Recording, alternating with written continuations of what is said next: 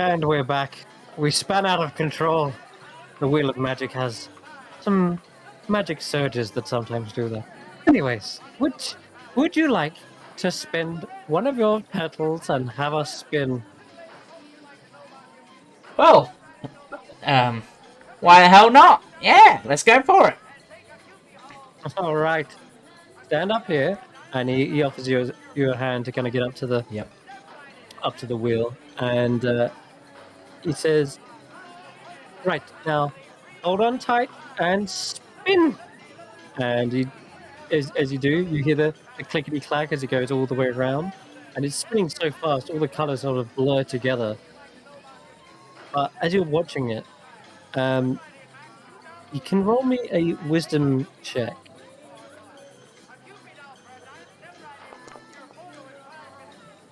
20. Wow, impressive.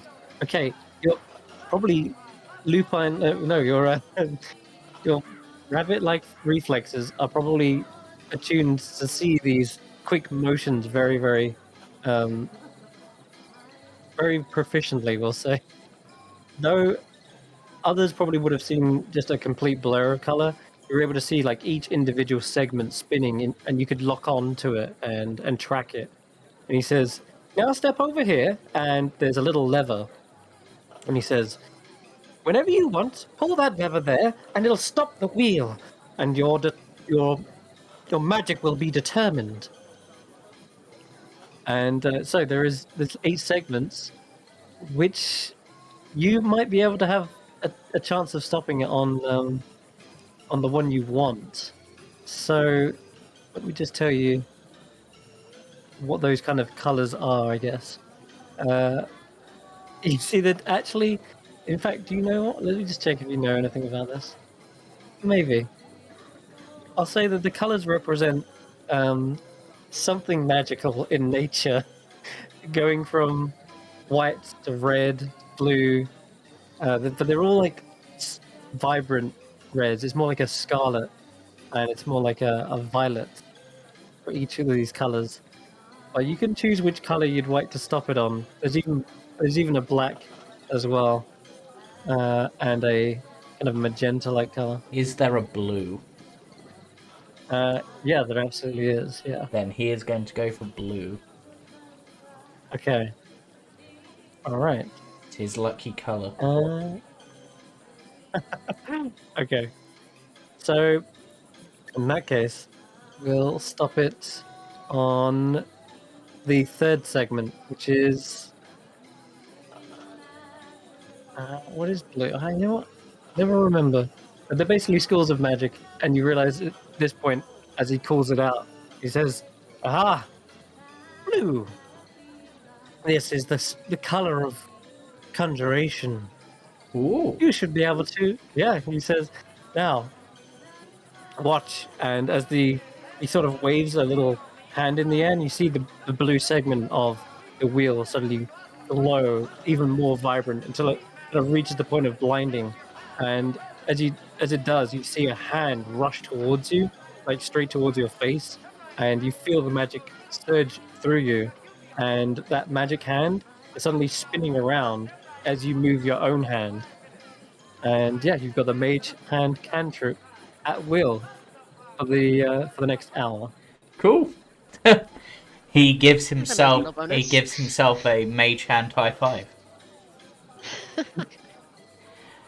Yeah, everyone sees this kind of blue spectral hand just floating there. Yep. Ah. This will certainly be handy, I'm sure. And then he's just gonna go. He'll pat the little cat with it, and then probably just go off to see what the others are doing. Go. Right. Oh, thank you, mysterious person spinning wheels. And he gives a little salute. Thank you for participating. All right. Let's see. Where did Zach run off to? Zach is up at the... What time is it, Mr. Witch? Perfect. Okay. In that case, then, I'll show you what Mr. Witch actually looks like. Uh-oh. Yeah. As you come closer, you see that there seems to be a life-size dummy, and it's dressed in a top hat, a fine suit, and there's a little stick that acts as a cane. And let me grab you the art for this. There is a witch hand here as well, and she sees you approach. Let me just grab the art. There he is. So, Mr. Witch looks something like this.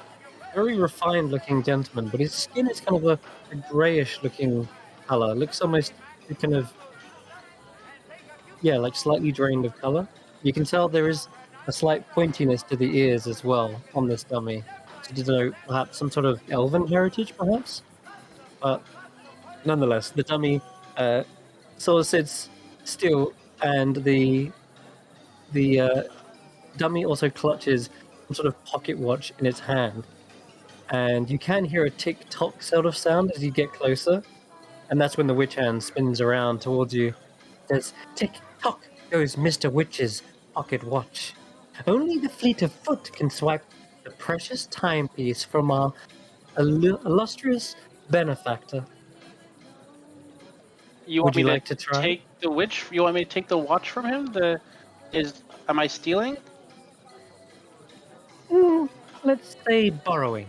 But don't worry, you might get a prize if you can manage to pull it off. Oh, Tell okay. you what, do your friends want to play? Sure. It's better with a couple of people. See who can get to the dummy first. Okay. And he calls, Nox, um, and Tarquin, you want to come play this steal a watch thing from this guy? I don't know how it works.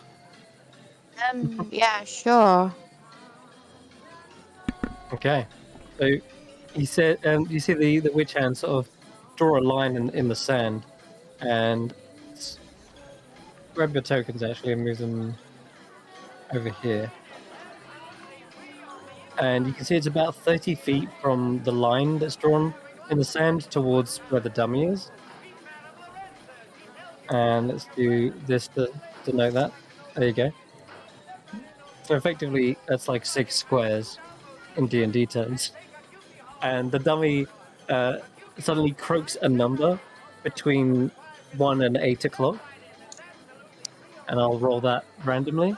And you'll hear she says, you'll hear the pocket watch starting to loudly tick down. That's how many seconds you've got left to get towards Mr. Witch. But be warned, if he sees you creeping forward when he spins round, well then Mr. Witch might be in reach to grab you. And then you'll be out. Oh, I got it. Okay, wait, question. If Yes. I move forward, but then I stop moving before he turns around, am I still safe? Well, that's the goal, but he spins quite quickly. Okay. I got it. I'm good. Okay. Let's do this. Let's do this, ladies and gentlemen. Good luck, everyone. The time starts now. And when you want, you can all call out in unison, "What time is it, Mr. Witch?" What time is it, Mr. Mr. Witch. The witch. All right. So, 8. You see the dummy kind of starts like ticking, and the pocket watch in its hand is like shaking slightly. And at this point, you can all make dexterity checks to kind of get closer, or stealth if you have it as with proficiency. And we'll see how many. We'll see how closer you get. Oh. No, not on that one. Oh dear. Oh wait, no, you roll with disadvantage. Well, you hit. Oh. Yeah, technically because you're wearing armor, right? But you're not right now as a kid. So don't worry about that now one. You actually rolled a nat 20 in that case. goodness. So do I Yeah, get all the forgot. way up? Yeah, but you perhaps. Let's see. So you got a number of feet equal to the result towards the dummy. So you got 25 feet.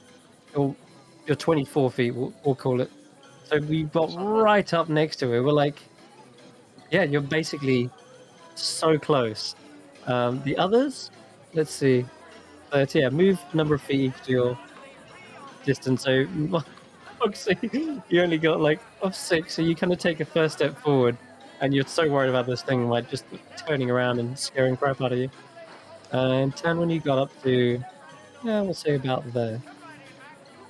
Oh, should And I'm gonna unequip the my armor for the this, armor for the time being. Okay, sure. since I So guess I'm not wearing the armor, right? right, exactly. Yeah. Okay, so you got right up next to it. Suddenly you see Mr. Witch, or the dummy of Mr. Witch, spin round, and a kind of croaking sound comes from him and says, "It's 8 o'clock." And then he spins back round. And at this point, you see the witch hand say, "All right, everyone, ask what time it is again." What It's the time is it, time is it? Mr. Wolf, Mr. Witch? Mr. Witch. Love the enthusiasm.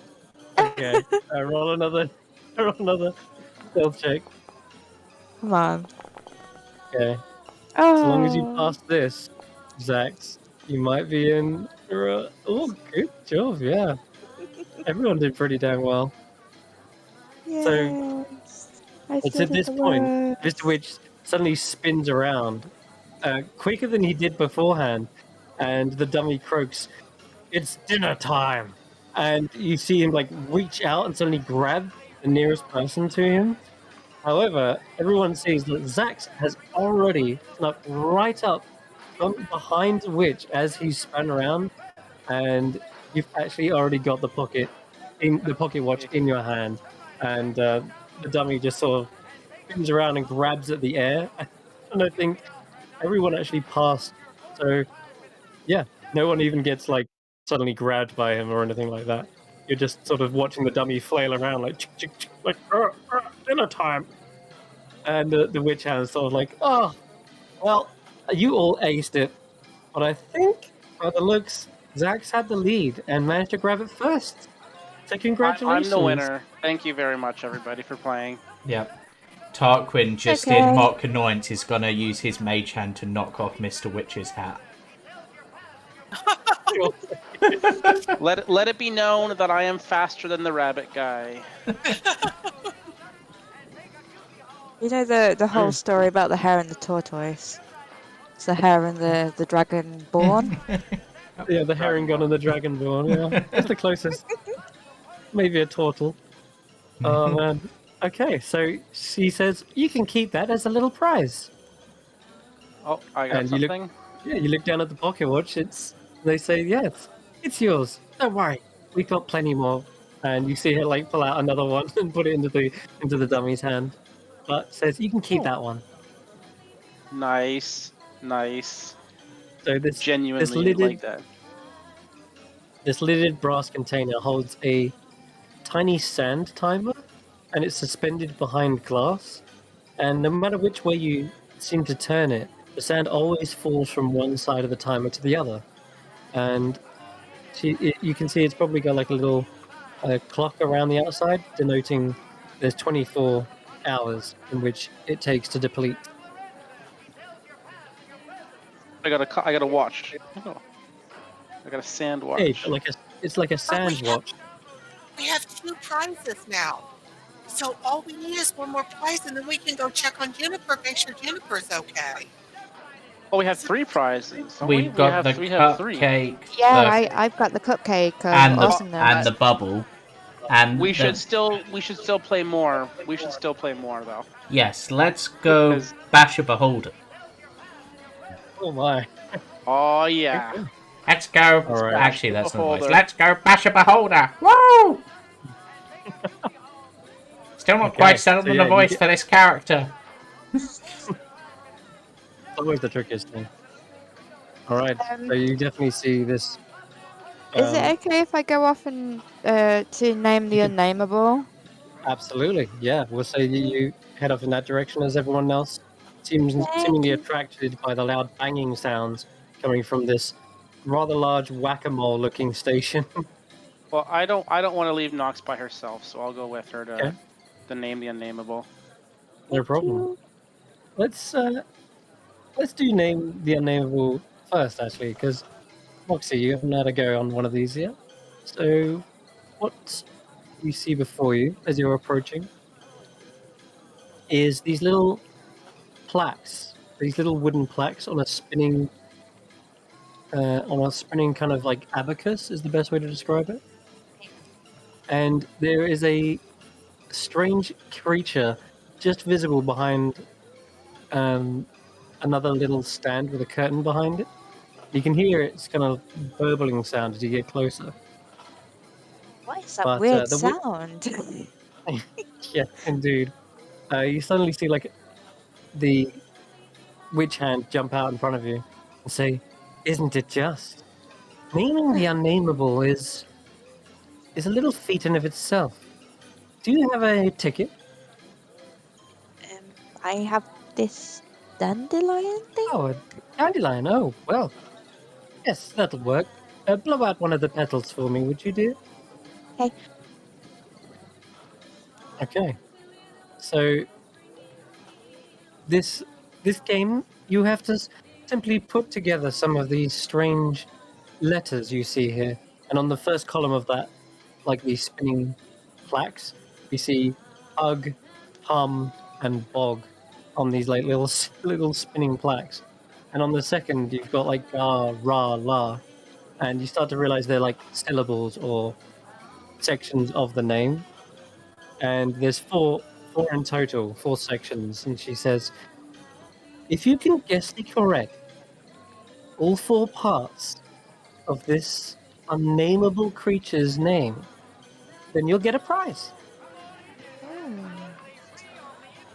And It's a easy. puzzle. It's a little of a guessing game, if anything. So who's been practicing their Wordle, everybody?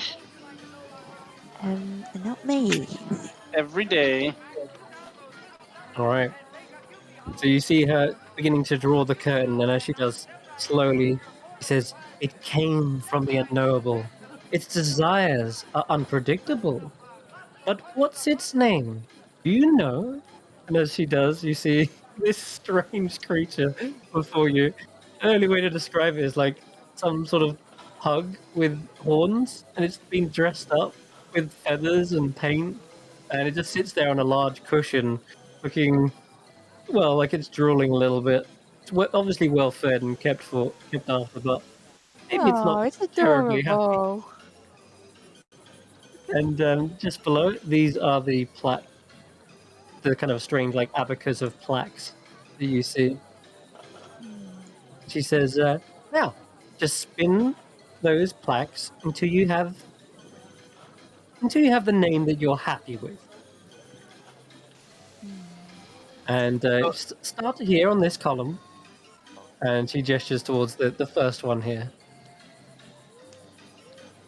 Right. So I'm just gonna I'll spin the first column to bog, Blog. Okay. and As you do, let me just gosh, check. no. Yeah, you see that there is a low kind of grunt from the unnameable creature, and just sort of shakes its head. No. Or maybe it doesn't. Maybe it just sort of like shrugs. But you swear you could maybe roll an insight check.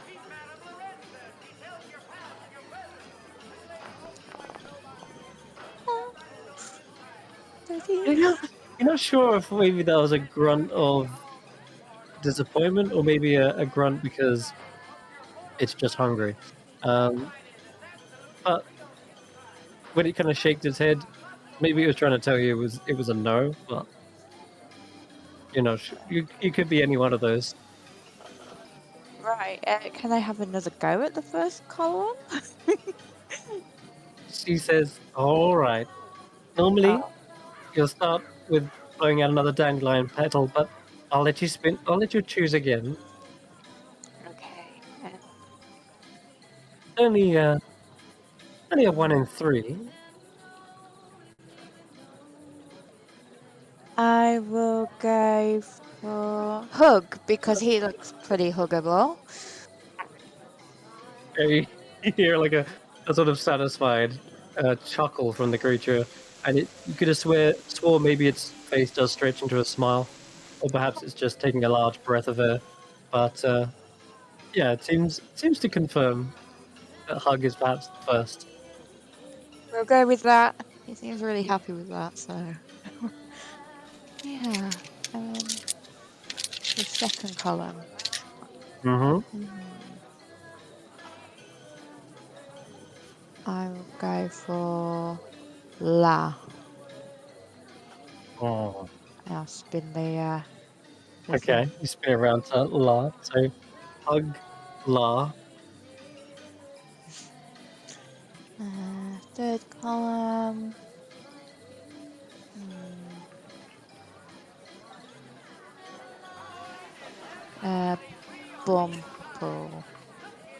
Bumple. Bumple. So yeah, Bumple. You see the creature kind of almost gets up on all fours, like it's suddenly you've got its attention suddenly. And it like leans forward, and his tongue like droops out. Right. Like it sounds like that one. It got its attention, like you're calling its name, perhaps. And the fourth column. The last column. Let me think.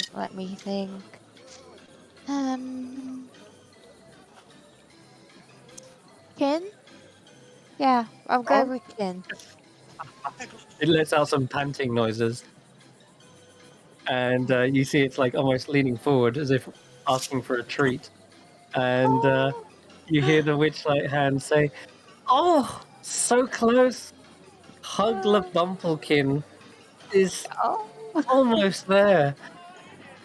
He says, "But not quite, I'm afraid." That's all right. You've still got plenty more tries. If you want to blow out another dandelion, or maybe someone else will sneak in. And she looks towards Zax, who's obviously accompanied you. Zax, you wanna? Oh, You can wanna I? do- Oh, you want me to give it a try? Okay. You So could swoop in and steal victory. Save me! Hug Bumble. I mean, he looks like a Bumble Plod to me. So I'm gonna go Hugla Bumble Plod. As you say, plod. It sits back down, disinterested for a moment. No, I'm sorry. I did not get it right. What? Do we get to try Okay. again? Yeah, Or yeah. did we She just says, are we just done? "All right, you've got. Looks like you've still got plenty of petals left, and yeah, each time you I'll blow have one out. In another fact, go if that's in okay. fact, You go. actually, both of Knox. you can roll d8s real quick, and we'll see how many petals you kind of blow off. Something you're supposed to do, but hard to keep track of how many petals each individual person has. But just roll me a d8 just to see. 5, okay. So yeah, so you can both actually have another go. Did you want to take You the haven't lost. last one? Yeah. Knox, you take the last one. Okay. Okay. So I'm gonna go for Hug, Ra, Bumplekin. Ugra Bumplekin. Okay. She says, Ugra Bumplekin? It almost sounds perfect. Let's see if he recognizes it. And you see once again, Hug. It seems to kind of like lean forward, and then when you say, was it Ra? Yeah. It suddenly kind of sits back down again. Oh And Wasn't then it Bumple, Hugla? Hugla was you've what he tried liked, right? Hugla, Hugga. Or you tried Hug Ra and Hugla. By the The only sounds one of you it, haven't it's done is Huggar. Hugga. Yeah. Okay. And I need you to roll another d8 and see how many more petals you've got left here. You've got one, two, you've used. You've got one more petal you can use, effectively. It's all on you. Yeah, It's my turn again? Oh, you can go again if you like. I was gonna give it to Nox. Okay. It's a hug. Okay. Hug ga bumplekin. And at this point, yeah, you see the feathers are ruffling back and forth as it seems to be shaking its rear end, as if the feathers of a peacock are actually its tail. And you see the witchlight hand say, "There you go, process of elimination, right?" Well, Yeah, that's it a only big it only point took for us you 5 guys. tries. That's good. We're Ooh. smart. We He have says, this "Well, mark. that's fine. You guys have earned it. It cost you a lot of petals to get there, but here." And then Um, Nox, in your head, sort of non-verbally in your head, you just hear, if anybody asks, we got it on the first try, okay? Yeah. Okay, good. I like that plan. Since they're not here. and you see the witchlight hand hands out a strange-looking pearl. Oh, you can take the pearl. It's really shiny. You can take it. I got a watch before, so you can take a pearl. Oh, thank you. Just be careful with it. You get a little static shock as you touch it. It's not terribly painful, but it's like a whoa, kind of catches you off guard for a moment, and you hear the witchlight hand kind of give a little giggle. Ouch, that hurt. What Oh, was that? sorry, I've been shuffling my feet around all day. You just have to place this under your tongue, and then you can pronounce the words of any language that you speak perfectly.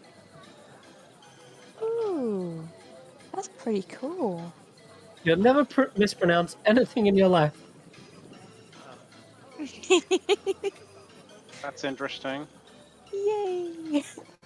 Okay. All right, you can write down Let's- on your sheet that you've got what's it called? A pearl of elocution.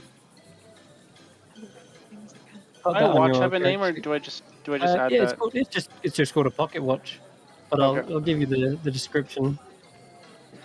That you can like write into the actual journal. I guess it's a wondrous magical item, common rarity.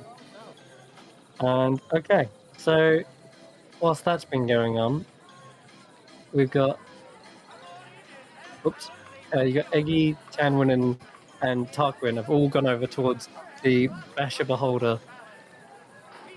And yeah, you see there's an excited looking dwarf kind of gesturing you all over. He says, "Right, I can tell you guys are as excited as I am. This is my favorite game in the whole carnival. It's great to let out your frustrations." Yeah, and he hands you all like hammers. Eggy That's right. starts swinging it around, like kind of not paying attention, and almost clocks Panwin in the head. Sorry. It's okay, Eggy. I know you didn't mean it. I just want to hit something. What can we hit? You're hitting this thing right here. You've probably never heard of a beholder before, but it's a creepy, floating, bulbous monster with eyes on the end of eye stalks. When a prize pulverized its eyes before it got mesmerized. And yeah, you see with the wooden cushioned mallet, you must smash all the eyes of the dummy beholder as they emerge on stalks. I got a little picture of this thing. What I imagine it to look like. Probably more like cartoonish in nature. And as you see, one of its eyes immediately pops up. You can all make strength checks, and you're gonna need 3 each. 3 successful strength checks each. Oh Okay. god. What do we have to beat? It's DC 11. Yipes. Oh no! No. Trying to swing this hammer is actually quite hard. You maybe think they're I'm a little bit smaller than the others, yeah. Apparently I nat Right. 20'd on my first one. Oh, nat 20. You know what? I'll say for a nat 20, you actually with one swing managed to hit it just in between the two Good. sockets, and you managed to bash down 2 eyes as they pop back up. Oh man, 2, a Tanwin's having 12. trouble. And then a nat 1. Yes, I did my 3 and I only got one good swing in. No, One no. adequate swing in. I only got Wow. yeah. I only got a 1 above 10 out of 3. So That's out right, of yeah. so I got a nat 20, a nat 1, and a 13. Yeah, and I said the net 20 counted for 2. I was being nice. So I'll say that, well, you actually managed to do it in the end. The first swing was amazing. You just hit both eyes in one whack. The second swing, you whack it accidentally, like, it swings over and you actually end up hitting your own leg. It, like, springs out, like, reflexively. After the funny bone kind of nerve wears off, you get back up onto your feet and you see the last eye pop up as the central one, and you quickly get up to your feet and give it one last whack, and you hear the beholders like, and finally just busts. You hear like a spring probably buckle inside the stand, and the door's like, oh, that doesn't sound good. Well, now there won't be beauty in any of his eyes because I smashed them. So I also forgot to mention that anytime you fail to hit it, you get a little bit of a zap from one of the eyes. A magical beam does fire forward. I'm going to have Anwin, you can make 2 dexterity saves, Okay. and Tarquin, you can make 1. And I think Eggie's going to make 2. I'm gonna make 2. Yeah. Well, I failed Yeah. on mine. Okay, 7, let's see what we get. I love how my nat 1 is equal to 7 and Eggie- 7. Oh no. Oh god. Eggie failed on both, and Yep. Tanwin managed to dodge all of them. This game became suddenly a laser tag immediately as you've missed your 2 swings, and then you're ducking underneath the stand, leaping over the next one. And unfortunately, as Eggie gets their hammer back into their hands and their grip, you see them hit by 2 rays, both probably in each shoulder. Let's see. I'd like you to roll a d8, Eggie, twice, and see what kind of eye ray hit you. Okay. Twice. Yep. We got a 5. The stink 5. ray. Oh no. Oh no. 8. Stingray. Okay, so the stink ray for the rest of the game. The contestant must make a DC 8 con save before making like any check, and on a failure, you have a disadvantage on the check, as effectively you let out some gas, and it just stinks. It's like having a stink bomb in your pocket, constantly going off. Wow. Yeah, That's which isn't alright. Suppose to see what happened with my nat 1. And for the 8, sticks to snakes.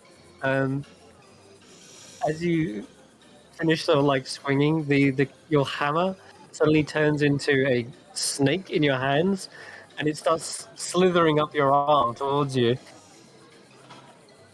I throw it. You throw it. Yeah. Okay, it lands on the ground and starts slithering away, and it goes into the grass. And you hit the dwarf like, oh, don't worry, it's harmless, non-poisonous. Sorry, I lost your hammer. Sorry. Ah, it turned it's fine, into I it. got It went away. plenty. Well, you gave it your best swing. And then finally, Tarquin, tried. what did you get? I got 1. And as soon as you say that, you probably let out like a loud fart noise, and the dwarf's like, oh, Sorry. that's fine. Keep that away from the rest of the. I had a lot of cupcakes, I think. It's not good for your tummy.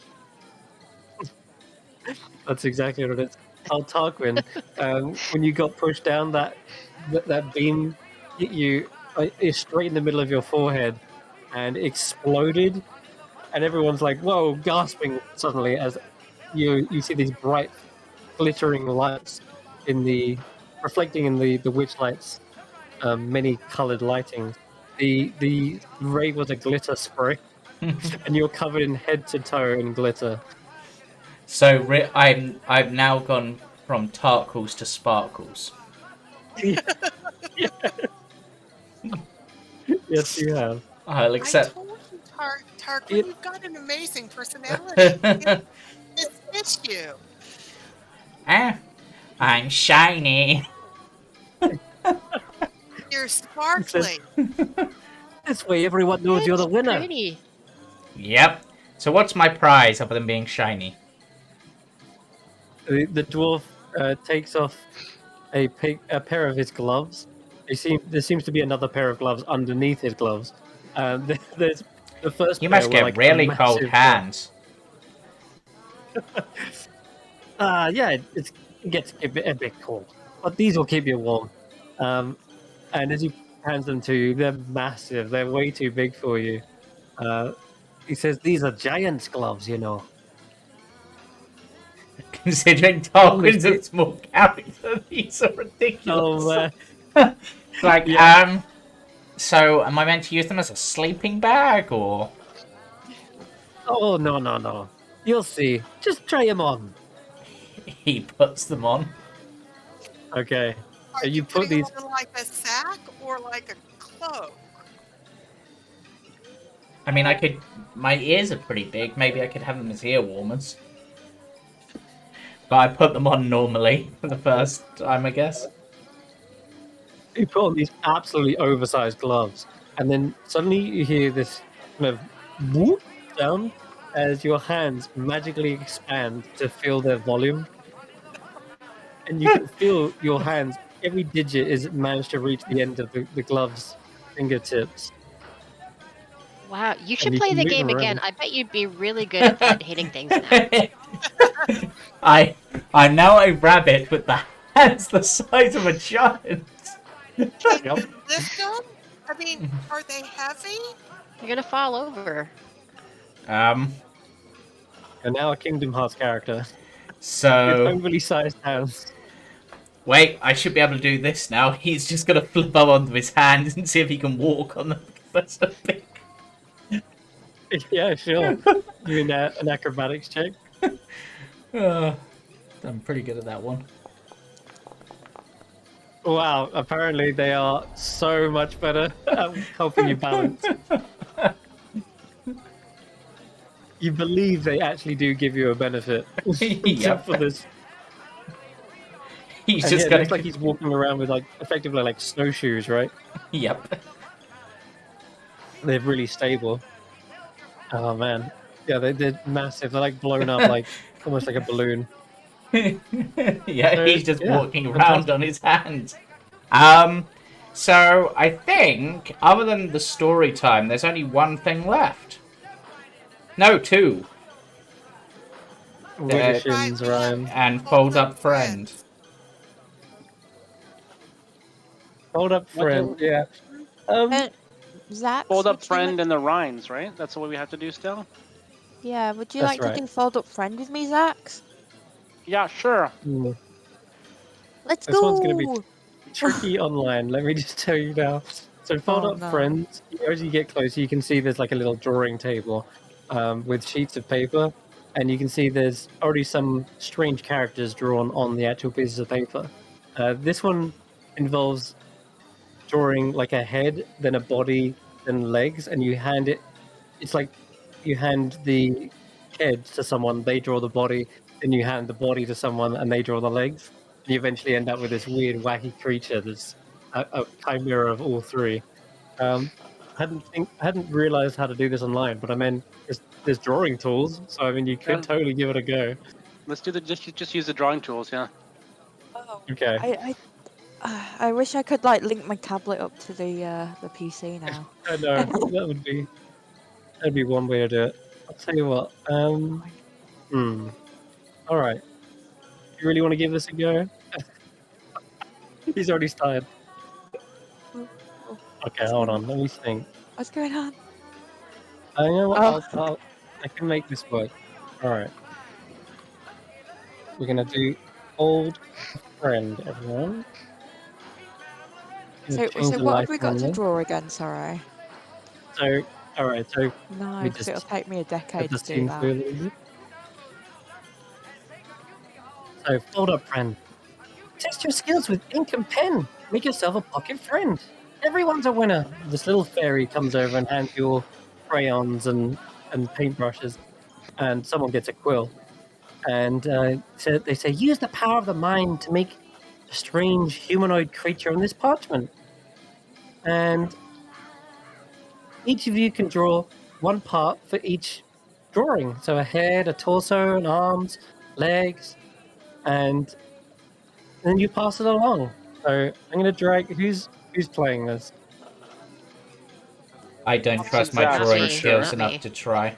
Eggy can't read or write. He's never held a pen Right. before. Okay, so the other three will play. All right. Yeah, Tell you I'm what. playing as well. Which one of you wants to? Which one of you wants to try first? You're going to start with the head. Nox, do you want to Um, start the head? Yeah, I can try. Okay. Okay. So in that case, then I'm going to drag you to another map. It's going to be completely blank. Okay. Let's see where it is. Told a friend. Here we go. Just going to drag you to it. Yeah, zing. All to scene. Okay. Ooh, cool. All right. We get rid of the Edwin, are you grid. playing as well or no? I'm gonna watch this one. I can't find where y'all are. What? Oh no.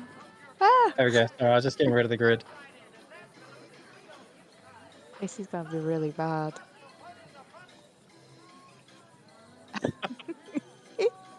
So whilst you see Moxie is drawing away on the one table. Afterwards, Did we get moved over? I'm still seeing say- the carnival. just one of you is seeing at the moment, and that's I see. I get it. Moxie. That way, when it comes to it, I'll be able to have a reveal at the end. Okay. Not intentionally. Oh, it looks cute. It can have like a little fringe. This would be really good for people who could actually draw. I can actually draw, but not with a mouse. I can't draw with a mouse or not a mouse. Give some eyebrows as well. Coming along well, actually. I'll be honest. Oh my god. I'll give it some pupils as well. Oh my god. Okay. This is the most fun I've had in ages. Looks really evil. Make it Oh cross-eyed. god, yeah, it does. Oh no. There we go. Yeah, that works. I'm gonna. It can be pretty with eyelashes. Very cute. Not Okay. like kawaii yet. Oh, Go. And you want to just add a little neck to that? Oh yeah. It can be Yep. like a necklace baby Yoda kawaii thing. Okay, cool. All right, now I'll get rid of this later. Really I'm just hard to gonna fill picture this what in. you've done based on what you're saying right now. So, I It's a hope you baby know that. Yoda. It's a kawaii baby Yoda necklace. Yeah, for sure. I got it. I'm picturing it so hard. like totally dying here. Okay. Drag these guys out. Okay, cool. It's hidden. All right, so now I'm gonna drag in Zach's. Wait, who wants to go? No, I guess it'll be Zach's. Yeah. I think it's just me. I think everybody All else has right. declined. Okay, cool. In that case, you should see a strange black rectangle on your screen. That's where I the do? head's being drawn. Yeah, in a second. You should see it. Okay, cool. I see the black rectangle. Yeah. Oh yeah. In that case, that right there is where the neck finishes. So from there, you can draw a short set of shoulders and whatever torso you can possibly imagine. Is that the And, middle of the neck? Yeah. Hold on. Let me move up a little bit more. There you go. Oh, okay. You can just Yeah. Sorry. Is it all one color? It doesn't have to be. Oh, actually, yeah. How do you change color? I think you I go. haven't a clue. I think you change your color in the bottom left with your user configuration. That's fine. We'll stick with one color for now, just to speed it along. Oh my god, large torso. Oh, Oh wow, goodness me. it's a large boy. What? Even the fairy's confused as to what this is. I've never seen a humanoid like this. Actually, I'm gonna undo that last bit. You can do Control Z or that. Yeah, that works.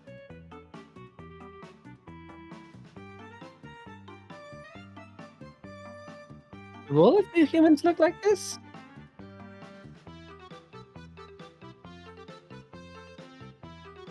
What on earth?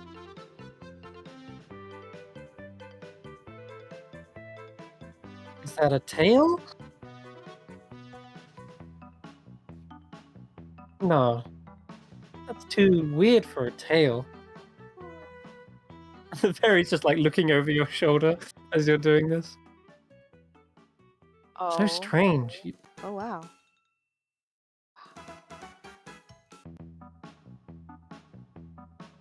Coming along nicely. So, Is that a we need one more necklace? person. You see the fairy kind of flitter off.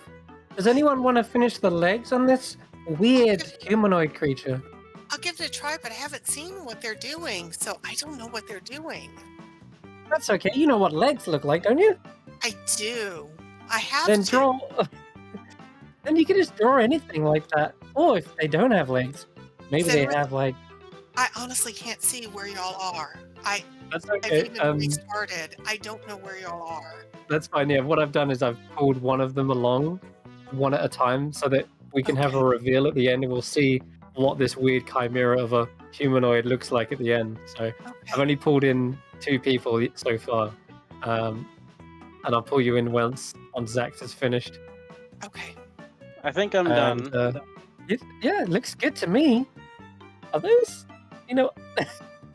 the fairy chuckles as they see what you've done.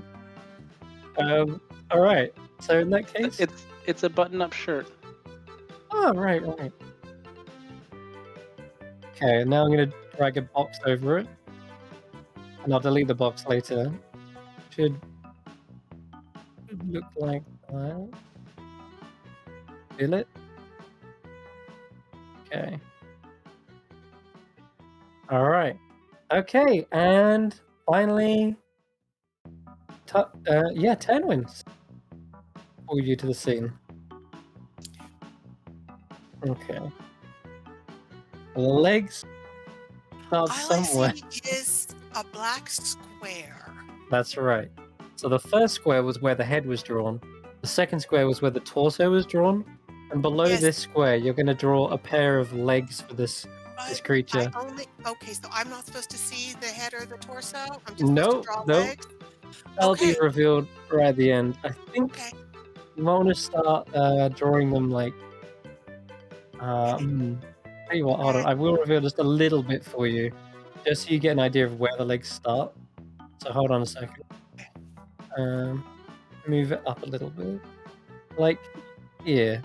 You can see a bit of the hand, but this is where the body, the bottom of Okay. the body is. Okay. And I just click Cool. the pencil icon, right? Yep, that's right. And you should be able to start drawing. Just do a little test. No, I'm getting a square and not a pencil. Okay. In that case, when you click the pencil tool, there should be a draw freehand, Okay. and that should be probably the 5th button down. Okay. It's a little I see it. squiggle. All right, now give it a shot. Great. This is actually a good idea to learn the little tools. And you could actually use the circles if you wanted to draw like buttons or something. But there you go. I'm done. What? Oh. What the heck? Oh my goodness. I dragged the He's others back definitely over. skipped leg day. Oops. Oh man. We dragged. He got chicken legs. Should have dragged you guys back. I'm gonna pull you back. Oh, dear.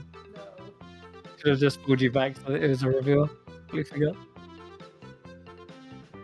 Okay. Okay, so there's one chicken leg and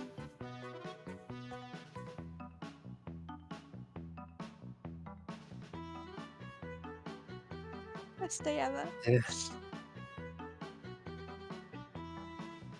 Yazzie, I just sent you a message to explain what my idea was, so you can tell. What's Wait, humans have those? I didn't realize what was underneath their trousers. some humans do, but this is actually. You said just draw any leg, so this is what I thought would be fun. Oh, okay. All right, so let's see. One of those toes looks broken. Yeah, I know. I'm trying to find an eraser. We don't have those here. You keep what you draw. Okay, well, and then That's part of the fun. let's Making see. mistakes is great. It is, and it is a lot of fun. And I think we're going to, I think we're Do they going have to a leave tail? like. Well, oh, you're right. I should. Can I pick a different color? Is there a way to pick a different color with my crayon, or does my crayon just I think have there it? is, but I'm not 100% sure. I think you have to right-click your name in the bottom right and change the color that way in the user configuration. Okay. You could try that. Oh, that's the player color. I see. Okay. All right. Well, then let me draw a tail, and then we will be done. So give me 1 minute. All right. And Zach, do you want to roll me a d8? And this is your last. It might be your last. Last petals. I think definitely. Moxie's used up all the petals at this point. Or did I have to We'll use? see what happens. You can roll a d8. Okay, I'm done. Okay, I yeah, have you've the blown out tail. all the petals on your dandelion now. Oh, you're done? Excellent. I Okay. did. I have a tail and I have legs. And I Perfect. hope I guessed right because it looks like that was a wing and not a hand. So, All right. So I'm gonna pull everyone to the scene at this point, and I think, yeah, Tanwin, you're gonna get a good look at this thing before everyone else. So, this is what you guys have created. And he says, "All right, time for Oh. the reveal. Oh, A strange humanoid. oh, This is the oh, oh dear. This I is thought what- that was a wing. I thought it was a chicken. we're drawing a chicken? We're drawing a cat mermaid chicken? I think you were drawing a Wow. goblin to begin with, but then it turned into a smartly dressed, hairy-chested Slug? man or something. The Yeah. giant Oh, hand. Man mermaid. slug? I was doing a Jabba the Hutt slug body. It looks Right. beautiful. Did you It know looks that like the a person was gonna have to draw legs on the Jabba the Hutt slog buddy, or? No, because I thought it was just the two of us drawing. So I thought Okay. I would eliminate the legs part. Yeah. That Um, makes it even better now, It because looks like now it's got like a sluggy he's wearing one of torso, those like midsection, It's which made it even wackier. The fact that you didn't realize it had. To me, it kind of looks like a This is cape. beautiful. kind of does, Or a kind of mermaid. I does. would describe it as a kid in a chicken costume wearing a tuxedo. Oh my god. It's a, Yeah, those this are the is tails. like- I mean, those could be the tails for Those are the his, tails. like, on the for his bottom. It's one of those jacket. long-tailed tuxedos. Yeah, it's yeah, the yeah. Right, That yeah, makes the sense. tail That part. makes sense. Actually, the head is pretty good. I really like the expression. The head's really good. The head's really good. the head is amazing. It's not too bad with considering I used an actual mouse. The fairy Well, is so. look at the consistency in the arms, and that tells you how And- good I am. The superhero It- boy chicken walking all around the world. I only got to see like the very, very bottom of the hand, and I thought it was a wing. See how you would see that, and like the chicken Yeah. legs do look like chicken legs. Yep. Yeah, I don't know what I Julian think did, everybody- but I appreciate the chest hair and like deep V neckline. Deep V, chest hair, button-up shirt. He's into Collar. seducing people. And he's really from the good with one 70s. of his hands. He Literally. clearly works out one of his arms far more than the other. Well, thanks for participating. This is not so much a challenge or a prize here, but of course, you've already made yourself a prize. You win your own little fold-up friend. You can keep your drawing as a reminder of what your friend looks like. So she kind of unfolds it and hands it out. Which one of you wants to hold on to it? I do have to say, if I ever meet your friend Has in real Tamwin got life, a- I has am Tamwin going got to a punch him. Gift yet? I Or don't a think treasure? Tanwin has a gift, so maybe Tanwin you can take the folded friend. I don't think you have anything yet, so Yeah, so Tan, when you see the little fairy flutters over to you and hands you just about to hand you the piece of parchment, but just before they do, whoa, you scribble on it. Just before you do, the fairy says, "Well, wait, let's imbue it with a little bit of fairy magic," and Oh no. they seem to sprinkle something glittering. It sparkles for a moment, and you see all the colors suddenly kind of come to life for just a brief moment, and then she hands it to you.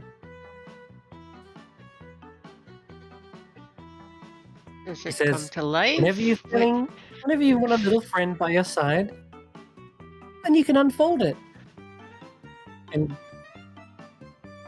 you can ask your friend anything you want. If you want to play or dance or just go for a walk, your fold-up friend will be there for you.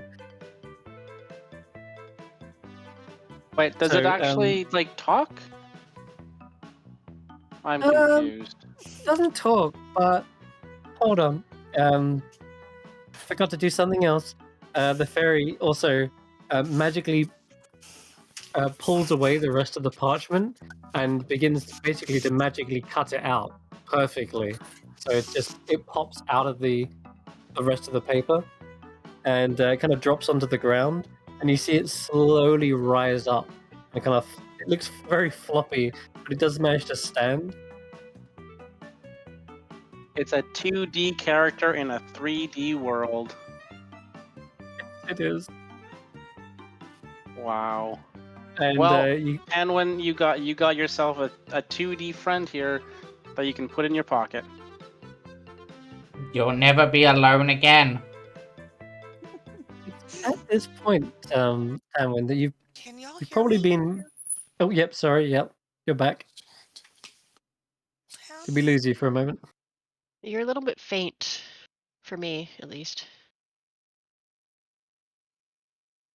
Brandy? I fear Maybe we. just adjust your voice settings if you want. We'll come back to you in just a I second. just realised I've been muted Yes. for a while. Oh, you have, haven't you, Jay? Yep. That's all right. You said you These were little busy. smart aleck comments and everything. And Yeah, nobody's heard it. I totally didn't make any comments while we were waiting. Nope, not still. Which potentially the stream may hear, but you didn't because of how it records. Oh, you're giving commentary. Yep. Amazing. Oh, you can hear us. Okay.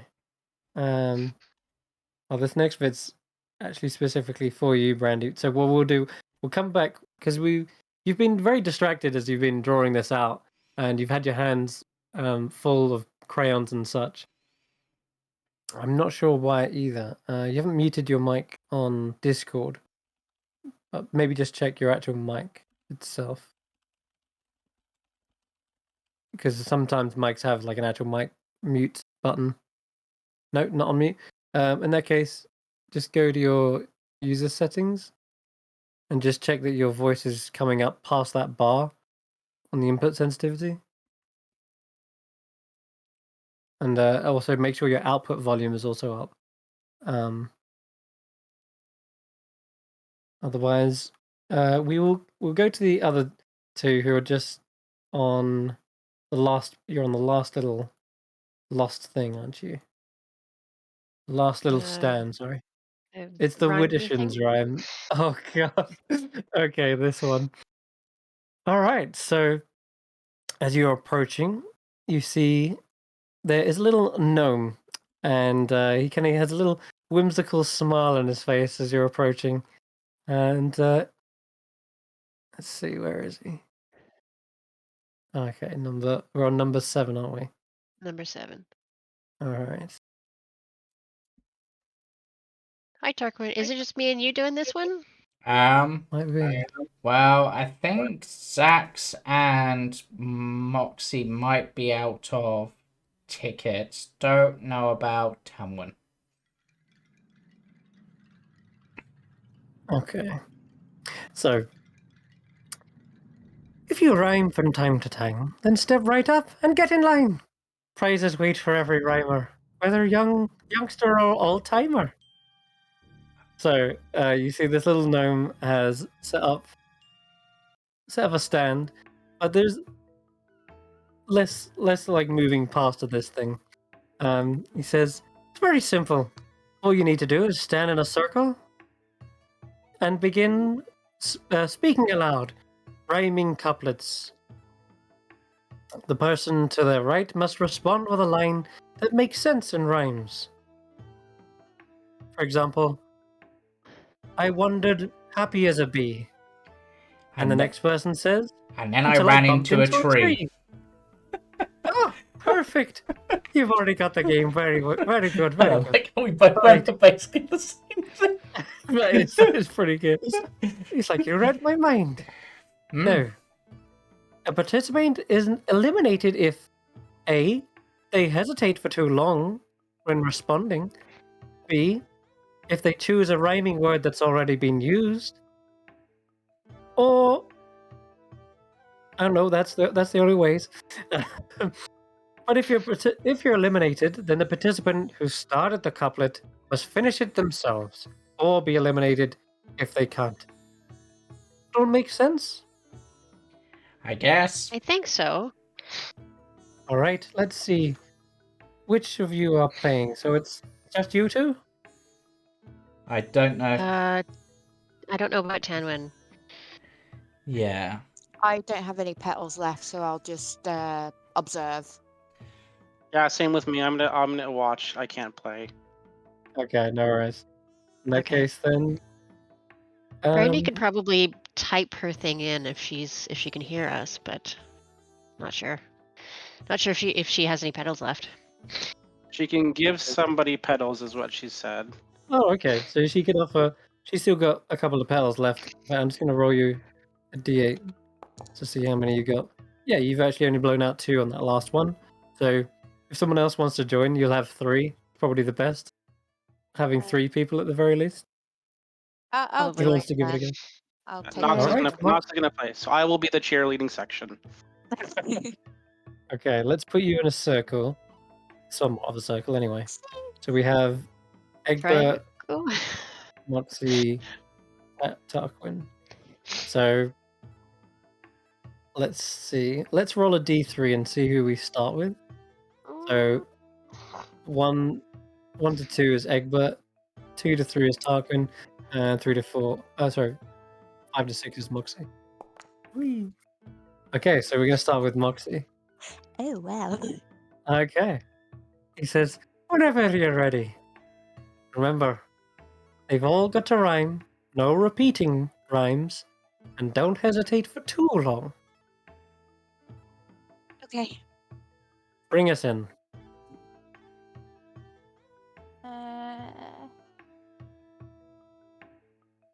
That is. Sorry. There once was. There once was a bugbear that had messy hair. Oh, you got a rhyme within your rhyming couplet. All right. Trying to go for extra points, I see. All right, so it's. And then we go to Egbert, will be next. I won't interrupt You- anymore. So go ahead. Uh, she didn't see me standing there. Perfect. Which was good There you go, because I that- was in my underwear.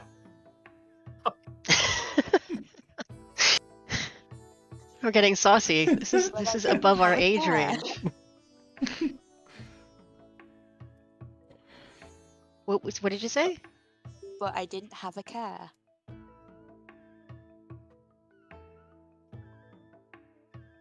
Goodness, this is a rhyming quartlet. Can we keep it going? How many? That's been 4 so far, right? Okay, so I can start a new one. He says, "I just want to point out, you don't need to make a couplet, but you've made a quartlet, which I'm very impressed with. Quatrain, we call Egbert, that. Yeah. Okay. You may start a new couplet. It's only one and then two, one and two, one and two. Oh. But you guys went above and beyond. I'm impressed. Extra I points. did score brownie points. We could make it a triplet. I tell you said what, to we'll- them, "What's your name?"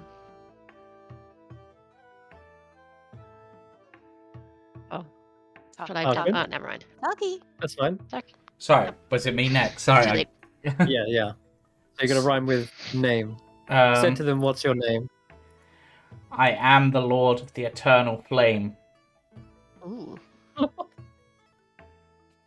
Foxy?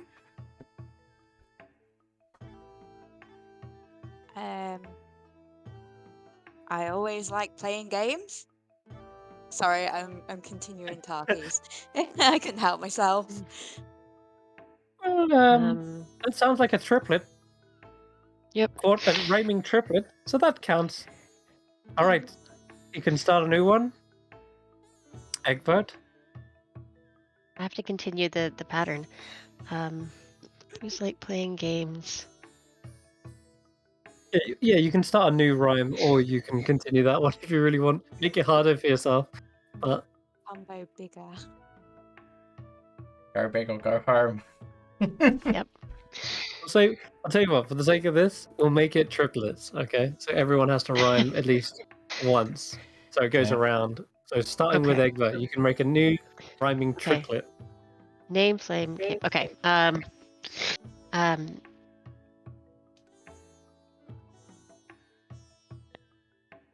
I said, "Don't burn me. I'm young." And look at all the gifts I have brung. Mm. And all the songs that I have sung. Amazing. Oh, we got some real contestants here. No one's gone out yet. Egbert, bring us in with a new rhyme. He said, "What do you do?" I'm like a chicken. I go cock-a-doodle-doo. Right on cue.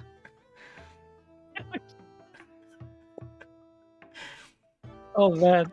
All right. I see that you guys are pretty damn good at this. I'll tell you what. We're gonna up the difficulty. Oh no. That's right. Now, we're gonna keep going until one of you can't rhyme with the next word. So this isn't a triplet. This is a rhyming infinite. Okay. Just keep running with the ooh. Whatever you start with now, we're gonna say a new, Oh, starting with a new one, Egbert, and Y'all whatever can this do it. word is, you're gonna have to keep on rhyming with that word. Also, the word orange is not allowed, Nor the Or word purple. silver. or purple or silver. Those are forbidden in the Fae.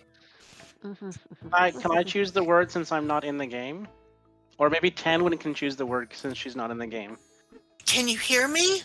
We Yeah, can. we I can hear hear you. you. Yeah. You finally finished Brilliant. eating that cupcake. Wow. It was a big cupcake. I'll choose the word tree. Tree. Okay. Egbert, make a rhyme that ends in tree. It rhymes with tree. All rhymes with tree. Yeah, that's fair. And I got scared and climbed a tree. Where You I rhyme s- tree with tree? No, well, it can end Well, in tree. I thought it had to end in tree. Where I saw Yeah, the in hive tree. of the noble bumblebee. Which Oh. just wanted to be free. Egbert. That's nice, I said, but I've got to flee. Because I am you and not me. What is that I see?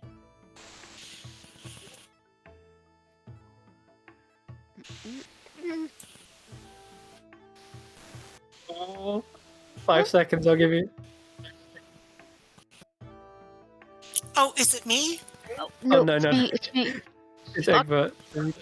Pardon my language. What was it?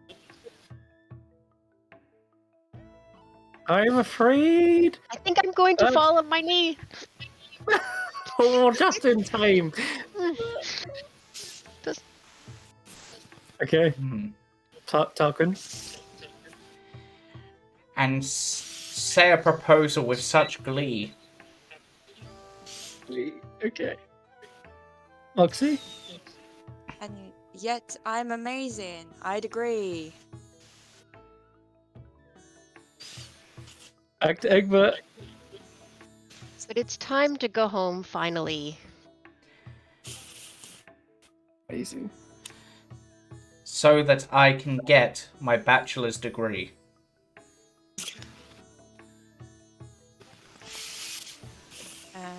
That's Moxie? what he protested. So did he? Oh, yeah, you haven't had any. Egbert? What was the line? He- Sorry. Oh, sorry. He again? protested. So did she protested. So did he. Yeah. Yeah.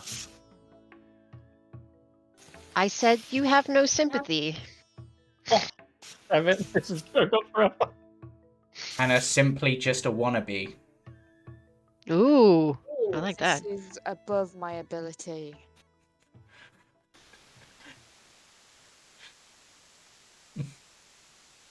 Egbert? I'm gonna start Go doing home countdown. tiredly. Yep, I know. Okay, alright. I mean, we could do adverbs forever. No, I'm just realizing how easy tree is to rock with.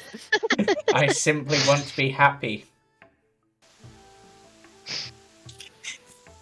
So I said, come with me, mon ami.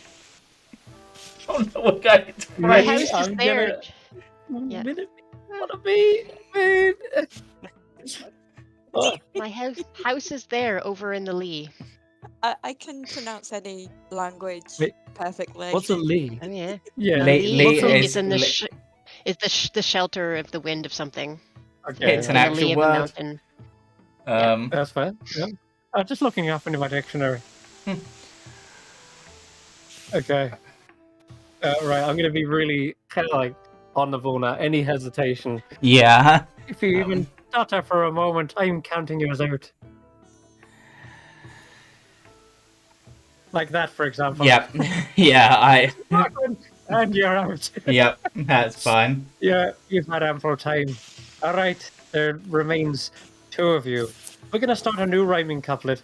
Make it a trickier word.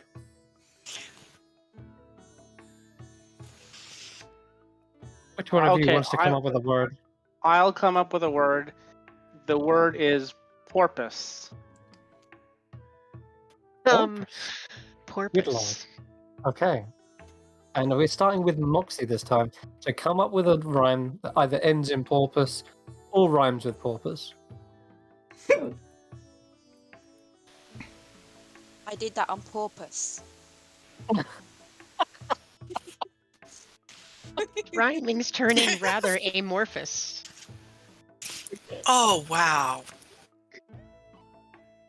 Moxie? His skin was rather corpus. Yeah. I Okay. think it is gorgeous. Well, I think it's horrendous. Porpoise horrendous. Yeah, that rhymes. Close. Blame Jamie for that Or one. poise. Poise, isn't it? Poise, not Please. Us. us. We've changed the rhyme halfway through. Gorgeous. It's, Joyce. It's is that ois. poetic It's not license? technically Yes. not us, is it? It's ois. It was. No, porpoise but porpoise is pronounced porpoise. It's not It is porpoise. porpoise. All right, I'll let it fly. That's cool. It's spelled Okay. that way, but it's pronounced porpoise. Yeah, you're right.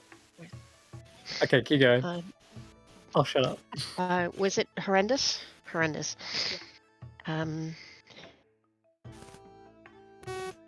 This skin regime is quite tremendous.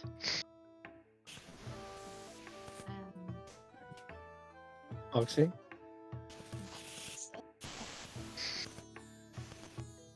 Oh, hesitating. Friend who surrendered. No. No, that's it. You're out of there. Egbert, he finally made it to the end there. Yeah. Ooh, that was Where's a the tricky hard? round. Who gave us porpoise? That was Who me. I'm gonna hit them on the shoulder, whoever that was. Why? I wanted to make it Who's hard. I was No, going to give you that wasn't potion. it. I was going to give you potion.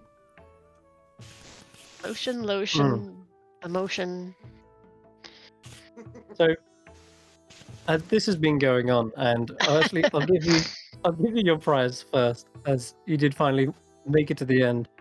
As well, I'm almost lost for words myself. You were so impressive the whole way. Here, this is for winning the game, and he pulls out from his dictionary that he had a little bookmark and hands it to you. And he says, "Not that you'll probably need this, but this will help you remember any words in any book that you place this in. It's called a bookmark of memory." Ooh. I grab it and I stuff it in my pocket. You remember all the words that exist in your pocket. So, like, That's pretty cool. made in wheat, polyester, cotton, you know, that kind of thing. Theoretically, could a wizard use that and put it in their spell book, and then they'll have an extra spell memorized? I've never seen someone try that before, but might be worth a shot. I'm not a wizard myself, but Neither am I. But I am skilled at magic, oh, impressive. and I'm gonna try to pull a coin out from behind his ear with my giant hands. Your giant mage hand or your giant actual? My giant actual hands. I imagine the mage hand is like mimicked the hand and still to replicate it and it's turned huge. Oh yeah, give me a sleight of hand. That beats his passive perception. So yeah, he's just like, huh? What? How did that get there? I could hardly see the coin between those massive digits of yours. Yes. That's impressive. So, while turn when you were drawing away, and you had your hands full with the fold-up friend, Okay. where would you have put your doll down? There were like drawing benches and such. Would you perhaps put them down on a bench nearby on one of the drawing tables? Yes, I probably would have sat her down on a chair so that she could watch. But if I wasn't, if I probably, I might not have set her on the table itself because I would have wanted plenty of room to draw and I wouldn't wanted her clothes to get messy. Right. So I would have set her so somewhere I knew she couldn't get messy. That means I might have set her in a chair slightly behind me where I didn't see her because I was setting her away from all the markers and the crayons and the coloring stuff. Okay. So it's after you've finished your drawing and you're perhaps hearing the sounds of these rhyming couplets in the distance, and you turn around. Let me just check something. Yes. Okay. All right. So as you're finishing drawing your drawing, you turn around You see that there are other children here drawing away as well, and it's the ones who were accompanying Durlagron, and you see one of them is probably interacting with Star, the little displacer kitten, at the same time. And as you're looking around to find where you placed your doll, you can't see them. You would swear they were like head height on the other side of the bench, but you've had your head down drawing for a little while, and you look back up, can't quite seem to see them. Samantha, Samantha, and I'm going to look under the table, and I'm going to walk around to the other side, and I'm going to look under the bench where I sat her, and I'm going to say, Samantha, Samantha, Samantha, if you're hiding, stop hiding. You're scaring me. Where'd you go, Samantha? And then Give I'm going me, to look up and yeah, start looking to see if one of the other children is holding her. that is a. You know what? The fact that you said that, I was going to make you roll to see if you could sort of find that, but you said exactly the one thing I was looking for, and you check the other children's belongings. You check the child who's playing with the little displacer kitten. No, they seem to have their hands full. The children next to you on the drawing bench, they've all got crayons between their hands, and they're furiously scribbling away. But you I'm check going to check behind you. Yeah. under all the tables. I will be running frantically to look under all the tables, on all the benches. Mm. Probably tears are coming down my face now because I'm scared and I'm frustrated and overwhelmed, and I need to find her. Okay. In that case, then what we'll say is there's some music in the distance, and then immediately after that, you you look down. You can see along one of the long rows of tables. There does seem to be someone else, but they're probably like 20 feet away, crawling underneath the table, and they've just got to the other side, and they're getting back up to their feet, and they're dusting themselves off. There's a small girl in like a skirt with long hair, kind of down their back, dark black hair, and in one hand, you see they've got a lollipop. It's huge. It's oversized. You have no idea where they got this massive hard candy. Um, but in the other hand, you can see that they're holding something against their chest, but you can see it from the back of them. But unmistakably, you perhaps just see just perhaps the faintest bit of lock of hair, which is actually kind of the same color as the young girl's. So you're not sure if you're just mistaking it, but she's immediately already walking off into the crowd. I'm gonna try to chase after her, um, to try to catch her to see if she's holding Samantha. But I don't know how crowded everything is, and if I'm having to push through a lot of children to try to get to her. Yes, you will be, in fact.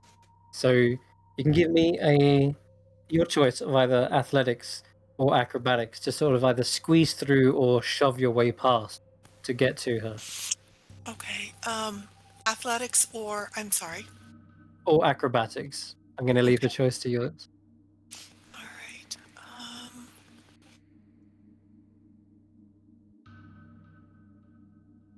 As you're trying to catch I'm sorry. sight of Got her, it. Yeah.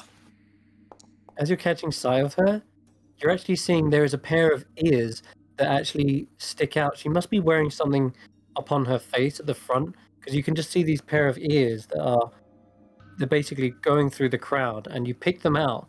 And you manage to push your way through. Several of these are adults, and you actually have to like shove them aside, and they do make way, but like, watch it, little brat. And you I'm manage sorry. to, I'm sorry. I'm sorry. I've got to go. and Okay. as fast as you're managing to push through the crowd, it seems as though she's able to sort of almost slip through them.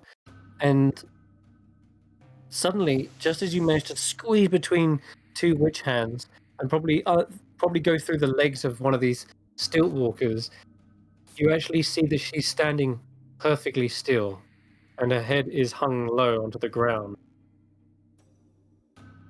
And Okay. everyone else is moving around her. She's just stood like a statue, head hung. I'm gonna run up to her and say, hi, I'm looking for my little doll, Samantha.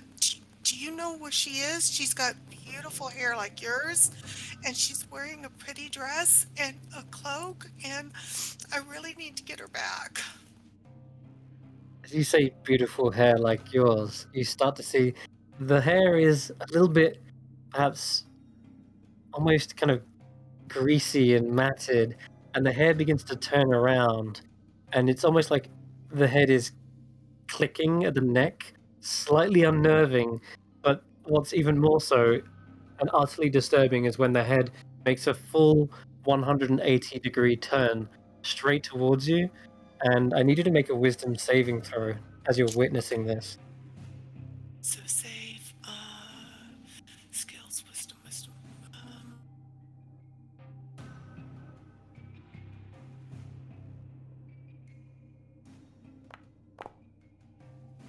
Oh, that is not good. Not You are good. paralyzed in fear as this figure is staring back at you. But as this fear takes hold of you, you feel like this what's it called, like goose pimples all over your shoulders, down your arms. It just suddenly shoots through a hole of your skin. Is when suddenly you sort of faint from the fear of witnessing this. And it's at that point you suddenly come to back at the table where you were drawing, and it's the moment you notice that your doll was missing, and you have no recollection of what you just witnessed or any of the pushing through the crowd. All of that is no longer a memory of yours. You've just seen your doll gone missing, and for the next few minutes spent searching, checking all of the other children, you come up completely short, and your doll is completely missing. You have no idea.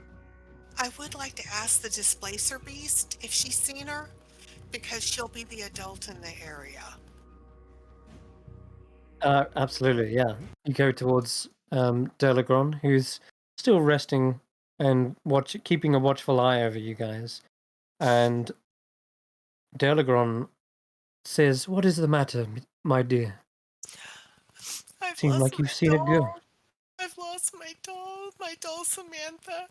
I can't find her anywhere. I set her down so I could play the game, and I can't find her. I've looked everywhere. Oh, my goodness, child, come here. You see the long tentacles actually wrap around you and pull you in closer to her fur for a hug. She says, there.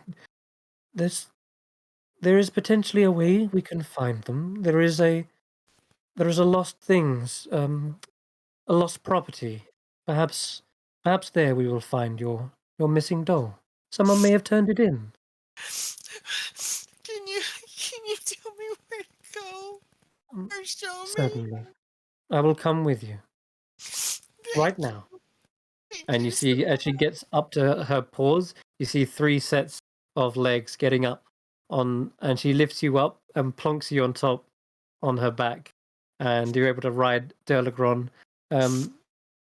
not swiftly, but definitely with some pace towards the lost property section. She heads this way over the bridge, past the water, and whilst that's happening and that tears are being shed over there, the rest of you guys have just finished your rhyming couplets.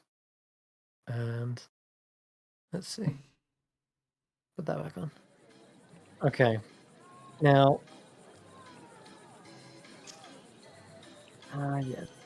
So Zax, Moxie, Egbert, and Tarquin, you just saw probably Tanwin bawling her eyes out, and she's being held on the back of Derligron and wandering over the bridge. Up to you guys what you do right now. Oh, that was a really good game. Where's Tanwin going? Did you hear She him We hurt crying? herself? I don't know. I was so engrossed in your tree naming rhyming game that Let's I didn't see what happened. let's go after her and see what's happening. She'll want to Wait, a be Okay, there I'll when we go tree? go look find what June. happened. We'll Let's I go don't know. follow her. far. Maybe she hurt Okay, something. certainly. All right. So I'm going to say most of you are catching up to her, and it's at this point I'm going to say, where is it? Oh yeah, Moxie. You see Star, the little displacer kitten. They've got a little crystal ball that they've been playing with this whole time, kind of rolling it around from paw to paw. And as they're trying to keep up with Durlagron, you see the ball roll over on the bridge and pick up a bit too much momentum, and it rolls away. And you see Star chasing after it. It suddenly falls in between the crowds. It gets kicked about, and it's sent off just somewhere out of sight. Star is pouncing after it immediately and trying to dodge out of all of these people. You probably see that there's a witchlight hand riding on the back of a large flying anglerfish and leaves a stream of golden bubbles in its wake. And Star gets distracted by those and starts popping them. Then you suddenly see a fox chasing an almirage running across the the cross section there. But it's all too much for Star. You can see them getting lost, and they've kind of turned around. They're getting even further into the crowd. I'm going to say you see this mostly because of your high passive perception here. You've got 15 on passive perception, which is higher than each together actually. Mine's Oh, wait, 17. Zach, you also see this. You've all got high perceptions. Cool, all right. You all see this then, except Eggy. Mine's Eggy's, 16. Yep, you would probably all see it then. But Star's also Yeah. getting further and further away from her mother. She's only a kitten. I want to go chase the cat. I'm gonna stick with 10-1. Okay. You two stick with Tamlin. I'll help Moxie chase the cat, and he runs after her on his hands still. Come here, And get the kitty. toy too. Get the toy. They'll be mad Egbert, if they lose the toy. Egbert, they've gone to chase the cat. The cat's gone missing.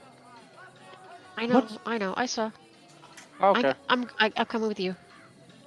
I wasn't sure if your Yeah. passive perception was high enough or not. I don't I think think it is. Egbert, But Egbert's only got a 10, so they didn't see any of that. Yeah. Okay. Trying not to metagame here. No, that's all right.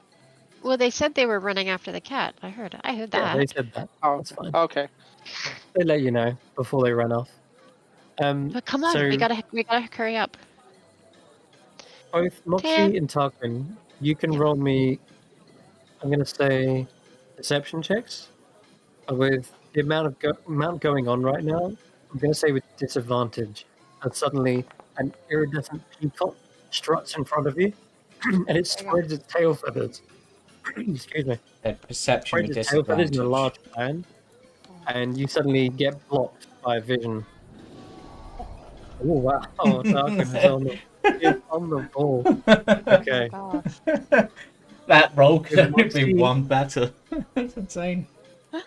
With Moxie kind of running into the back of this peacock, getting completely blocked, and Tarquin, you're able to you see underneath it, and you probably slide underneath the fan, quickly catch eye of Star, who is already getting lost again further in, and I'm going to try to grab them by the scruff of their neck with Mage Hand. okay, sure. Yeah, let me just give me an Arcana check. I know you don't have any Arcana, but nonetheless, see what you get. 9.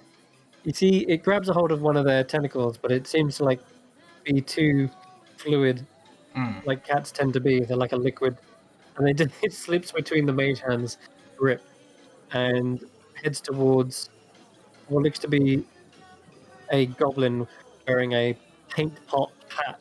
He's dabbing a mural onto a tent right now, and the artwork is swirling to life on the canvas. And he's like, "Oh, whoa!"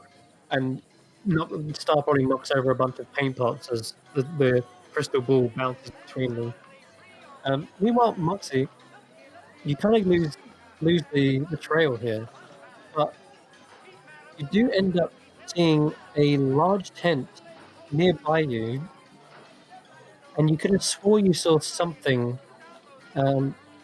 like that of that of a small kitten wandering up into it and into the tent. You could have Yeah. swore that could have been her, the little displacer kitten. Yeah, I'm gonna go And follow the kitten. okay, yeah, you step up these steps onto a large stand. It seems to be next to the tent, a large glass cabinet, some sort of dummy in there with a witch's hat, but you don't get much of a look at it as you enter in towards the tent. Above the tent, it says in large bold words, "The Hall of Mirrors," or the Hall of Illusions. Losing my Oh, throat. this looks interesting. But you can definitely tell it's some sort of mirror-like maze as soon as you step in.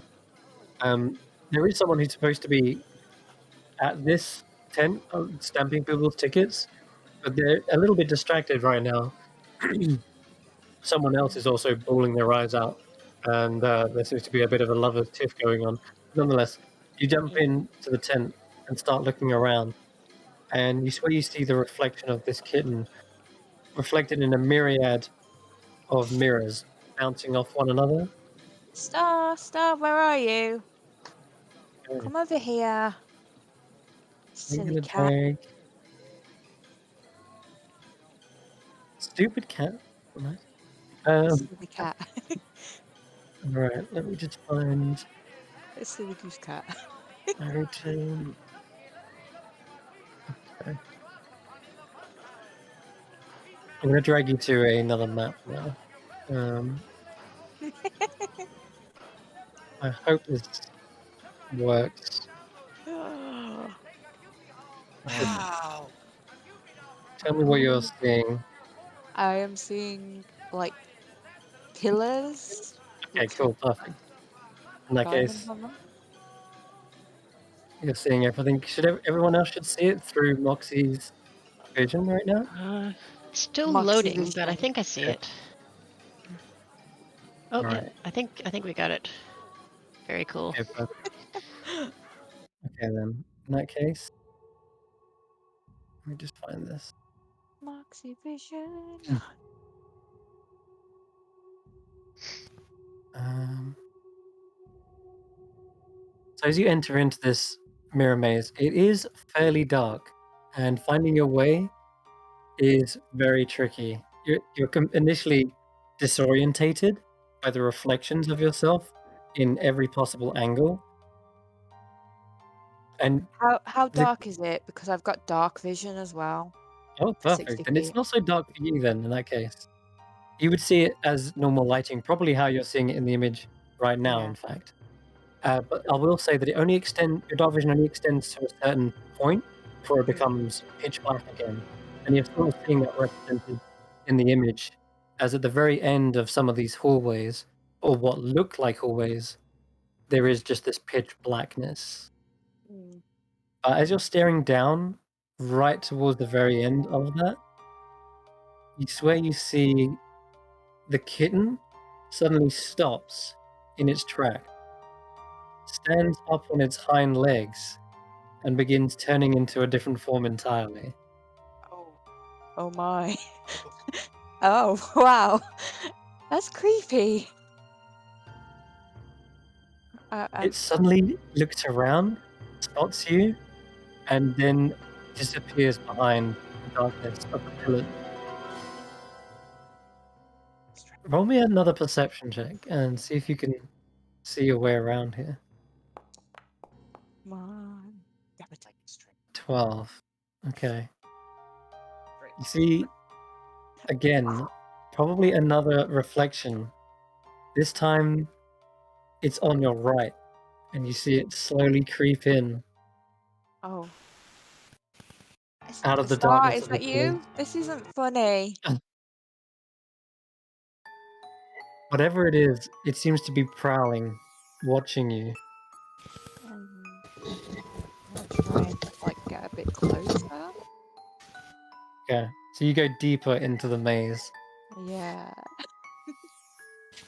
cautiously trying to spot if any of these are real or not, and occasionally you probably do bump into your own reflection once or twice.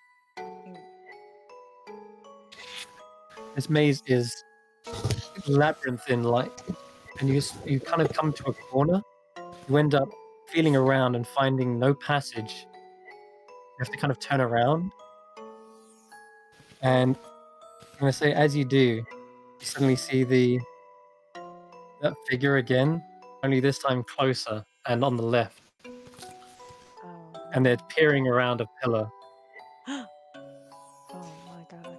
This little girl has what looks to be a strange pig-like mask, and she's holding a lollipop in one hand and holding a doll in her arm in the other. You swear you've seen this doll before. I think you was introduced earlier. This is Samantha. This is the doll Hey. that you Hey, saw that's Tanwin holding. Tamwin's doll. What? Tamwin, is that you? You hear the voice come back and says, "It's mine now. It's my Hey, doll." give it back. You hear the voice again, this time echoing from a different direction from when you just heard it, almost as if she stepped into a mirror and appeared out of one closer. She says, "Come chase me. Come get it." You asked for it. And I'll follow the direction of the voice. Okay. Yeah, give me another perception check. That is really creepy. You see a lollipop sticking around the corner, but it's as you spot that, it's when you realize there is actually a reflection of her in two mirrors at once, but they don't match. The reflection of one is leaning around the corner, whilst the reflection of the other is standing upright. Is this some jump scare kind of thing? It might be I'm coming. scared. And then you see right at the very end of the corridor a reflection appearing again and again in all these different directions and places. It is jarring. Oh You my feel like God. you've lost yourself around here. And it's suddenly at this point when all of them shift away and disappear from sight. One by one, they've gone into hiding. Grab that It's one so again. creepy. Oh boy. Well, I'm still sticking around. I'm lost in the mirror labyrinth. So Yep.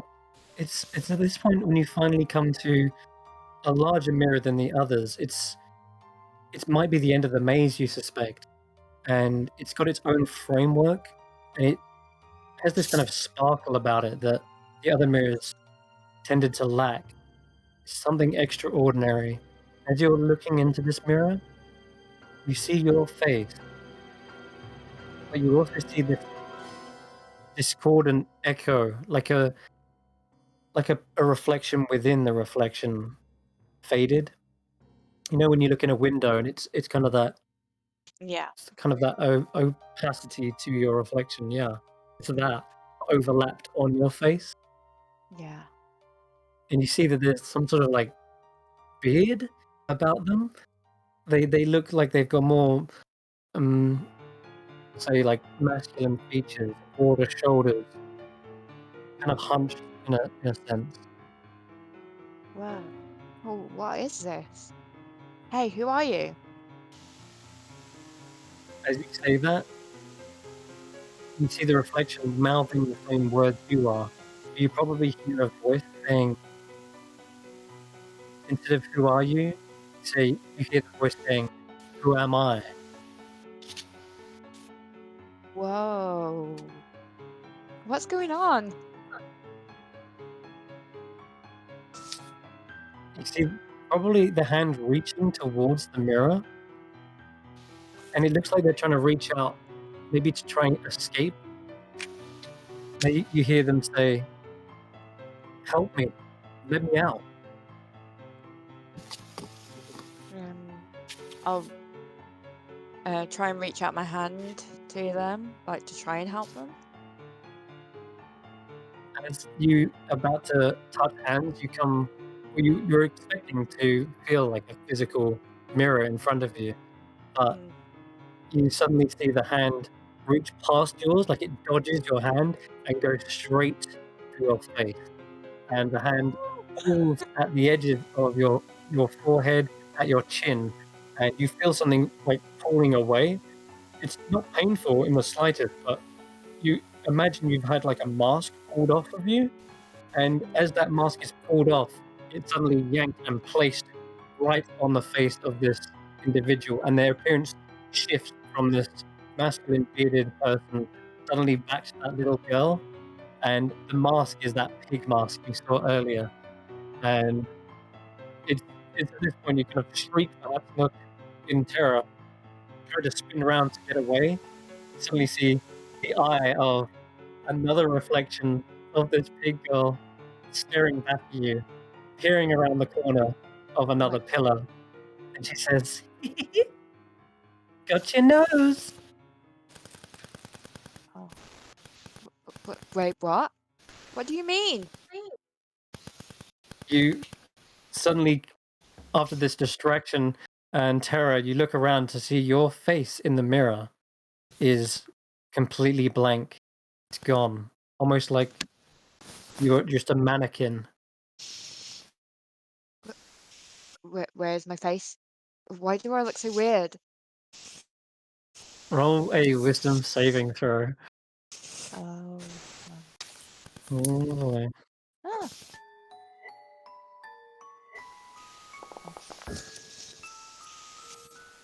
23. Yay! Sounds like a good roll. It's pretty good.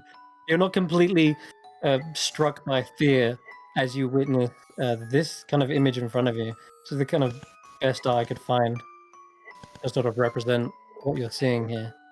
I'm not seeing anything at the moment. When you get back to the lost things, the actual screen, you probably will. It's like your face is kind of trailing off into a wispy air, almost like it's being sucked into the mirror itself. And because you passed that wisdom save, I'm also going to let you roll one perception check as well.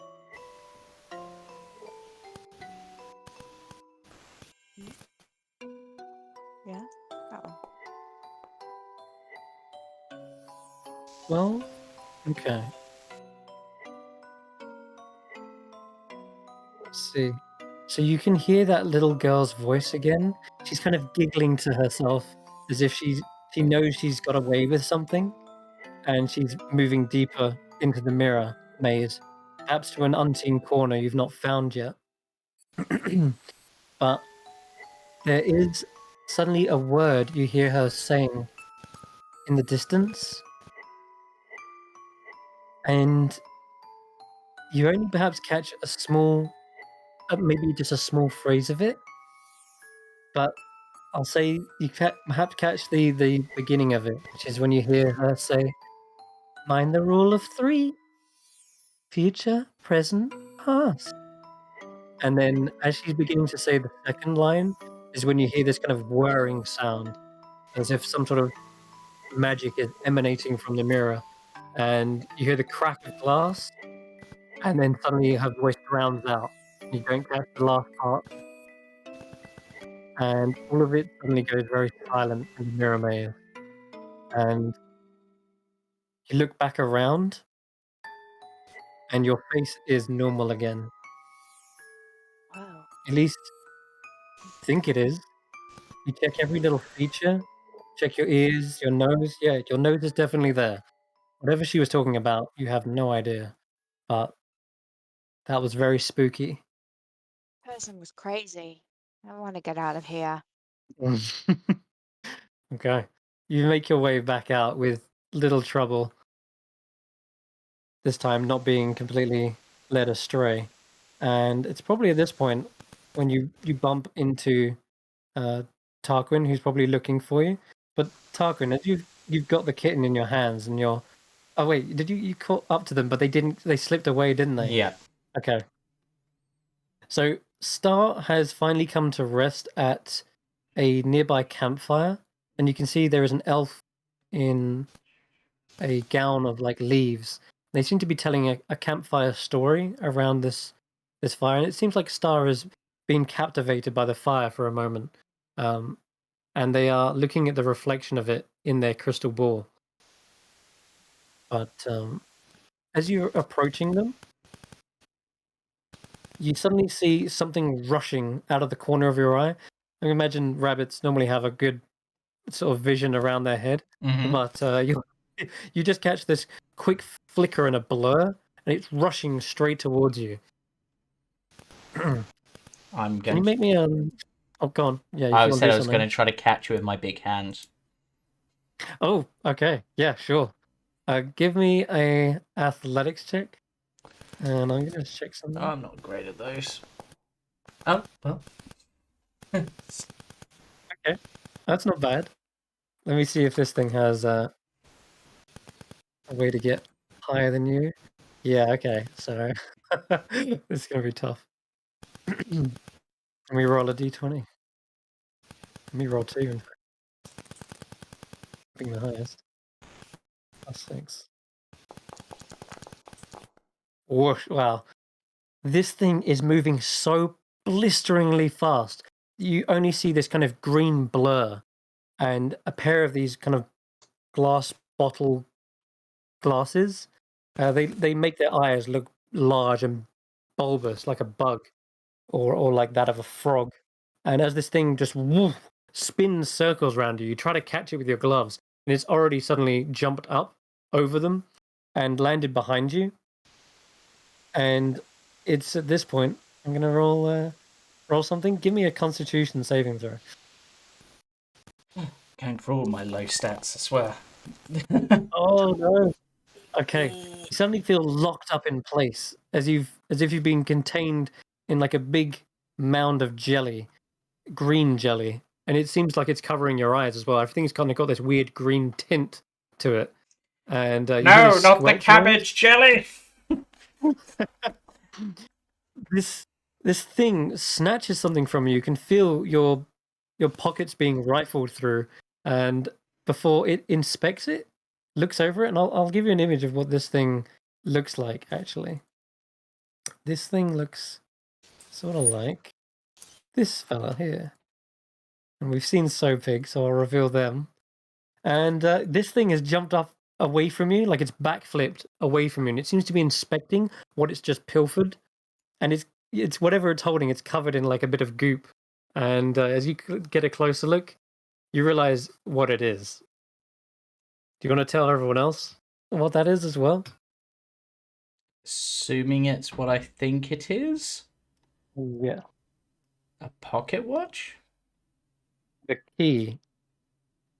Ah, to yes, said the pocket key. watch. Yes, a key to said pocket watch. Hey! Give me back my key. I need that to wind up the watch, and if I don't, I'll be late, and I hate being late. Oi! Blah. It sticks out its tongue towards you, and as it's only still for this one moment before suddenly it looks around sharpishly and with a quick spring of its step kicks off of the nearby tree and goes into another blur. And as you try to move, you realize you are completely stuck in this goop, and you suddenly feel it dissolving around you.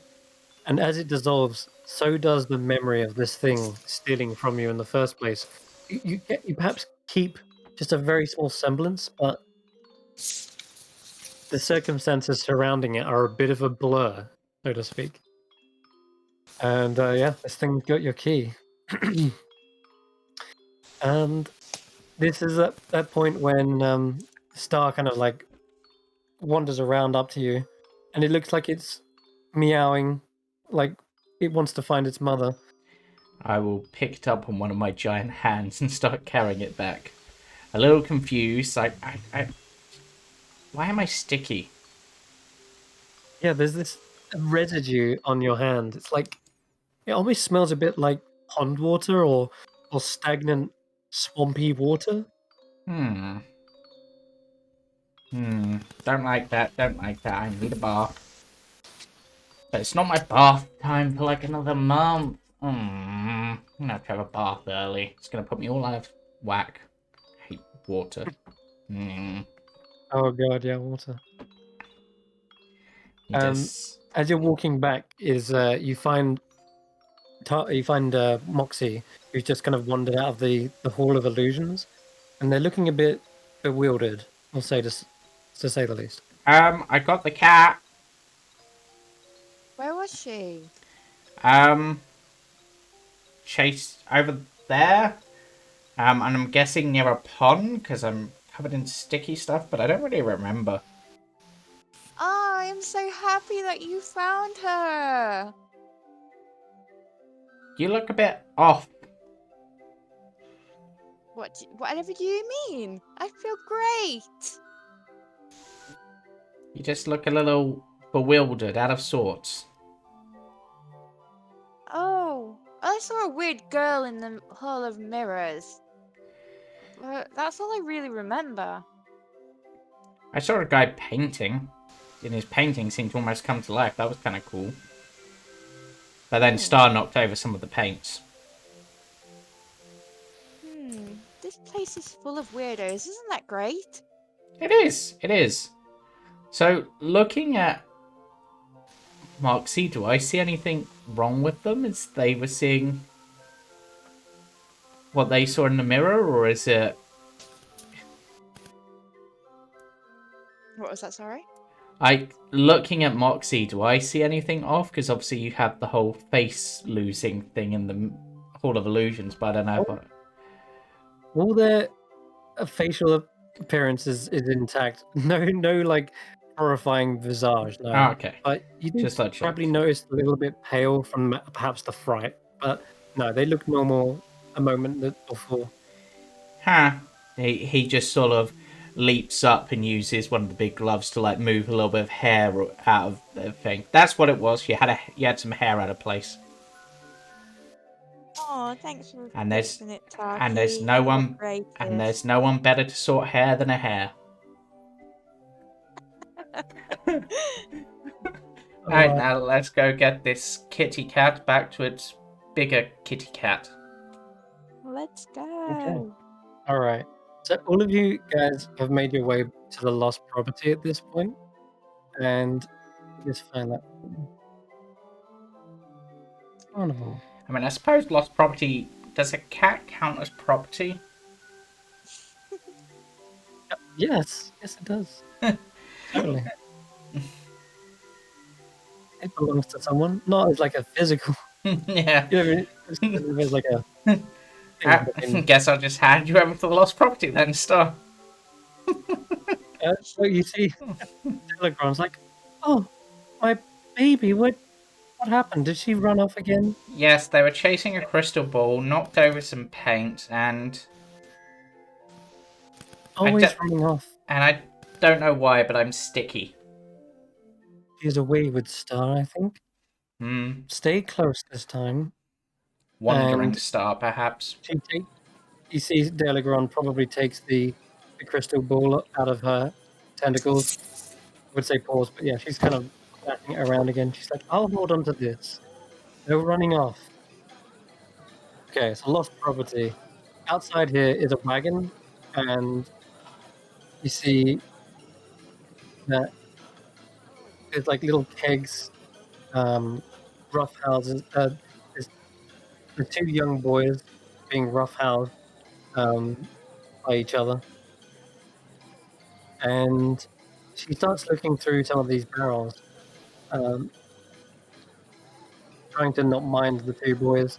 But she does after a while, probably get annoyed with them and says, "You know, Halloween, would you please help your mother and look for this poor girl's missing doll?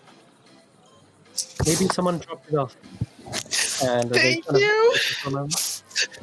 Thank you so much for helping. No, it's not a problem. As you're going through like little stashes and kegs, you see that she's just looking through items and items. Doesn't seem to find anything initially. And Zax, you were here as well, helping. What else would you be doing, Zax? You just looking through the barrels as well? I'm mostly trying to find this doll. I have no idea what the doll looks like. I wasn't really paying attention to it, but I'm just trying to find any dolls. And so anytime I find any doll or stuffed animal, I'm sort of lifting it up and is this it? No, okay, I'll keep looking. Is this No, it? No, okay, I'll keep looking. no. But that looks like a nice doll. It's just not nice to Samantha. This one's a rabbit. It looks kind of like Tarquin, but I mean, that's probably not what you're looking for. Okay. Now that's what I'm doing. I'm just sort of randomly looking through anything. Trying to help, but not really being very helpful at all. Yeah, Egbert is also there. He's kind of started off doing the same thing, like just holding up anything that was either a doll or stuffed animal and not discriminating too much about what he was actually looking for. And then gradually he sort of gets more and more distracted by the stuff that he's finding and keeps looking at the stuff and trying to figure out what it is rather than, just throwing it away because it's obviously not a doll. He's like, oh, what's this? It's a model ship. That's pretty cool. And, yeah, Okay. he's a little bit You're like ADD, just deep in one of going these through a pile of treasure, just having a great time. Hmm. And he's kind of forgotten about the others. Tell you what, both Anwin and Eggy, can you roll me a D100? Yes, I will sir. do my best. I am losing connection with Foundry for some reason, Oh, are we? and I'm Okay. jumping back in. Okay, no problem. There's nothing major happening on this point. Right. Thank Can you. you roll for me? Yes, I can actually. I'll do that for you. All right. So Eggy. Oh wait, that was for Tanwin. So Tanwin finds a pinwheel whirligig that spins even when there's no wind. And although that's definitely not your doll, it catches your attention for a moment before you kind of toss it to the ground amongst the rest of the junk. As for Egbert, 58. 58. Yeah. Okay.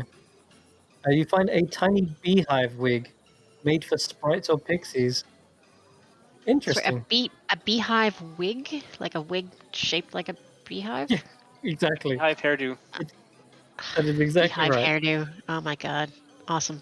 Made for I sprites love it. and pixies. Funny though, as this is actually quite fitting, even though it was a random roll. I will mention that as you probably either trying it on or even tossing it aside, the sprites and the pixies, the beehive seems to have little illusionary like bees suddenly flying out of it, and they're definitely not real. You can see some of them pass through you, but they do make a little buzzing sound, and they seem to all start hovering towards Tanwin, bizarrely, even though they're not even the one near the beehive. They sort of surround them.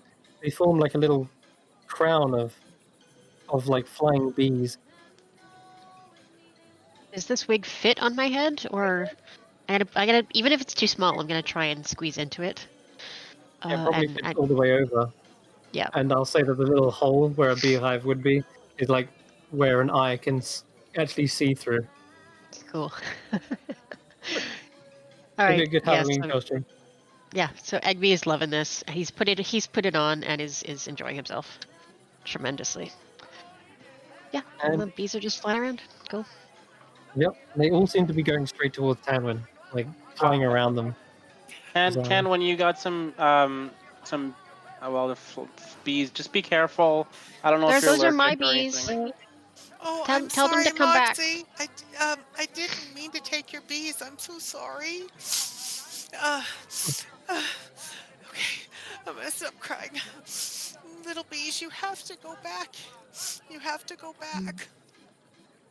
One of them seems to come down to your shoulder and like almost as if it's hugging you, trying to comfort you. The bees seem to know your pain, and the bees are like buzzing around, trying to comfort you. They're not being annoying. They're like resting down, forming into like a little, maybe like a little hand on your shoulder, but a hand of Oh, bees. they're so cute and they're soft and they're tickly. They're very tickly. I like how tickly they are. I like this. But you have to go back. You're not my bees. I can't keep you. It's not fair. And I Oh, don't want my new friends to like me because I lost my only friend. And I oh, don't want them to hate me because I stole the bees. oh. Buzzers And seem to fly Eggie's away and gonna go on. walk up and say, "Don't worry about bees. They know their way home. They fly from all over, and then they come back home when they get tired, just like me." Thank you. Yeah. Sorry you didn't find your doll though. It's probably here somewhere. We'll keep looking. Um, As remind me this, what it looks like again. Is it like this It's rhinoceros? She's no, no, she's not. She's not a it's a bear. rhinoceros. It's a teddy. No, Rhinoceros. I mean, she's she comes up to my knees, and she has long brown hair and the prettiest dark brown eyes, and she has pink cheeks and a smile, and she's wearing a satin dress with these pink roses all over it. And she's got a green belt, and my grandma made her a cloak, and it's a green cloak. And wow. she had the town cobbler make her some boots, and he even made a little puppy dog for her. Unregrettable. That Sorry. description Pink, is going to be green, unmistakable. puppy dog, brown hair, Green eyes, cloak. knees, green, pink, puppy dog, brown, knees, and Eggy wanders Yeah, off trying to remember all this. you're trying to remember as you're Grandma, like reeling off this description, and grandma, Tamwin's cobbler, still trying to fight back tears. eyes. Uh, Zax, you start to see out of the corner of your eye, on the side of a tent, there seems to be the silhouette of a shadow, matching the description of Tanwin's doll.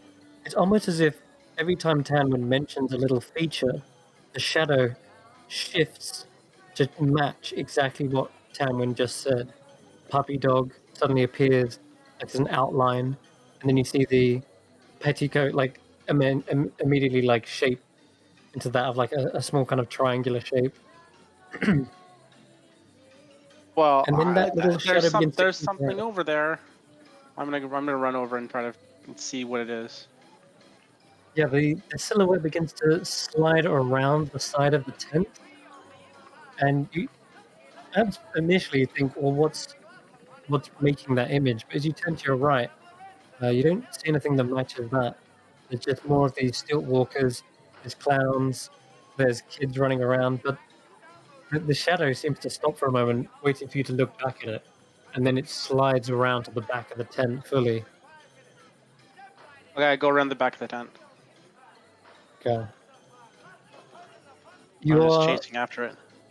met with the sight of the doll again, but it seems as though it's been enlarged, as if the shadows got closer to the source of the light, and it's now standing about the same size as an adult, and it's looking down at you. Is it a doll or is it a person? It is a shadow, just Oh, a it's a black shadow. shadow on the side of the tent. Oh, But okay. it's at this point you realize maybe it actually is a person because it starts to peel themselves, pulling away from the tent flap itself. I take a step back from the tent. Just, hi. Have you seen a doll with a pink dress and a green cloak and cobbled shoes from the cobbler and a dog and hair and eyes? That depends. Have you seen a ticket anywhere? A ticket? Well, I had a ticket and then it got used up when, um, you know, we played the games and then we won some prizes, and so I don't. I had a ticket. Yes, I definitely had a ticket. 100%. You don't now. Yes. Uh, Not exactly. No. You hear them tutting, and as this tutting goes on, you see the shape of them begin to shift from that of the appearance of the doll to what looks to be a tall female, potentially an elf, but her ears are kind of hidden by this strange crescent moon that silhouettes her face. She's kind of got this lithe, sort of acrobatic looking physique to her, and as she kind of steps forward nimbly, you see she just sort of drifts in the air slightly, as if a smoke trail is pouring from her. And you see her hand reach towards your head, and you feel a cold sensation. She says, where did you see it last? The doll, my friend had the doll when we were drawing kind of a creepy friend, folding friend at one of the stations. That's the last place we saw it. Do you have it? I don't, but I can perhaps help you. Oh, that'd be I can good. see into your mind You can if see you let into me. and then what will happen? You'll see into my mind, and then you'll help me remember where the doll is. Yes. Uh, okay. Okay. Let's help me help my friend. It'll be great. She'll think it's fantastic that we're able to help her find her doll. Yes. What's the last thing you remember? And you see the hand reach, pats you on the head, and your scales feel suddenly ice cold, and it sends a shiver right down your spine. At that moment, your mind is just sent back initially to the doll, and that image is almost pulled out of your mind, and you feel it like perhaps running up to the top of your horns and out of them, as if it's just entered into the hand of this cold shadow, reaches up her arm, and she says, "Ah, yes, I see it. I think I know who has it. Oh, good. Oh, this is fantastic. Who has the doll? It's my friend. The doll Her itself name, is your friend? my The friend doll. has the doll. Oh, okay. Her name is Soapig. So pig. Okay. Can we go find So Pig and get the doll? I'm afraid she's no longer here. I think she's Oh. returned home. She's returned home to somewhere in the carnival that we can get Oh, to easily. she's not from the carnival. Oh, are you from the carnival? She tilts her head to one side and says, "A part of me is, yes." And it's Okay. at that point she reaches forward again with her other hand. She says, "Now, as a little payment for helping me, I'm going to see what else there is." And you see suddenly flickering images of your childhood, your place where you were born, the world you came from, the parents that reared you, and a flash of one of them side by side. And all of these images, as they're flashing, they all feel like they're being slipped away out the top of your horn, and again, straight up the fingertips of the shadow. And it's as this happens, I need you to just roll a quick Constitution saving throw.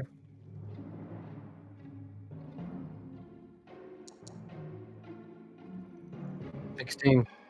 Oh, 17 rather. Okay. You feel very cold, but you've got this kind of natural resistance to the cold, perhaps because of being a scaled creature. Either way, whatever happens, you're able to sort of stop yourself from being frozen solid, and you could pull away and run if you wanted. But this I'm gonna try. yeah, it's a horrible If feeling, whatever's happening. yeah, I'm gonna try to pull away. I'm gonna try to pull away and run. Okay. I don't like this. This is not good. Yeah, one by one, your memories are being stolen. It's almost catching up to this point in time where you've got the carnival. The last thing you remember is falling out of the sky from your home and catching onto those tree branches. And even that's about to slip away, but you pull from the shadow's grasp. And as you do, you see them quickly melt away into the soft meadow, and their shadow disperses between the blades of grass. I take a stumble, and I sort of fall, sort of to the ground, trying to remember my name. Okay, okay. Before I came to the carnival, I was with Tanwin and the owl bear, and before that I was falling, and before that I was in a portal, and before that I was Smoke. oh Just smoke as you try to oh boy. picture where you was. Outed, like it's completely blocked out by a shadow. Okay. Okay. My name is Zaxroth. Okay, I remember that. Okay. My name is Zaxroth. My name is Zaxroth. My name is Zaxroth. That's what you're saying as you come back round from the tent, find the others, and they're all looking around still. They've come up short. No sign of your doll, I'm afraid, Tanwin. Elegron My name- apologizes. I'm sorry, my dear. If it comes up, I will bring it to you immediately. Thank you. Thank you so, so, so much. I'm really, really, really grateful. Mom and Dad are going to be so mad at me. And I'm going to miss her so much. You know what would cheer you all up? A story. Perhaps we'll go to, yes. Let's go to the last tent here, Candlefoot Story Hour. And I I'm don't sure this have will. any more petals on my dandelion, though. Oh, that's okay. We'll trade prizes instead. We'll explain everything. Come, children. Zax, are you all right? I'm sorry, were you asking Tanwin? Deligron sees Zax coming around. Zax, Okay. are you okay? My name is Zaxroth. We already said that. We know that. My name is Zach. My name is Egbert. Where Tanwin. were we before this? Where was I before this? You've been playing with us, We Zax, were in the rhyming tent. and How- I met you in the woods with Juniper. You helped me figure out Juniper's name. Did I know you before? I'm sorry. I'm Not before having. the what? You don't remember? You don't remember me? We were I playing all day. I remember that. I remember meeting up with you and finding Juniper. And then I remember there was a smell, and I'm sorry, I I can't remember stop smell. I like. crying. Yeah, I remember. Oh, this is not good. My name is Did you get Zaxroth. lost? Did you get lost? You don't remember how to get home? I was trying to find the doll, and I Samantha. know who has the doll. Who has her? It's Um, somebody named. Ooh, Do I know this actually? that's a good point, actually. Let's see. Roll me a wisdom saving throw. Are you asking We'll see if you Zax remember or this. Tanwin? This is For for me. Zax. Okay. You 14? have +6 wisdom? I'm a Yes, cleric. yeah. He's cleric, Yeah. right? Yeah. So, Wow. you know what? I'm gonna say Kind of a borderline thing, eh? it is kind of a borderline thing. I'm just finding the DC for the actual thieves. I've got a DC for this thing, and it is right there. The DC is actually a pass. It is a pass. So you do remember. So the doll was somebody named So Pig has the doll, Oh, thank you, and Zax.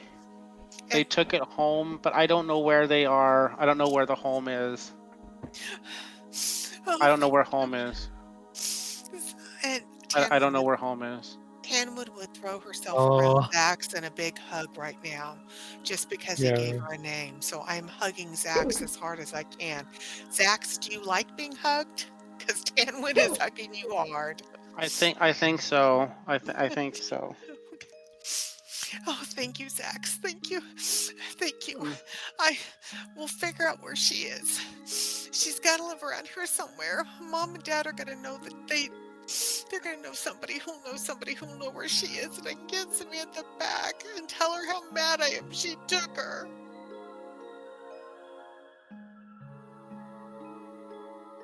Sorry, yeah, I just really like that, Julian. You were very subtle with the way you said that, Yeah, and yeah. that would be something I would totally like award inspiration for. Unfortunately, you do not feel inspired in this moment at all.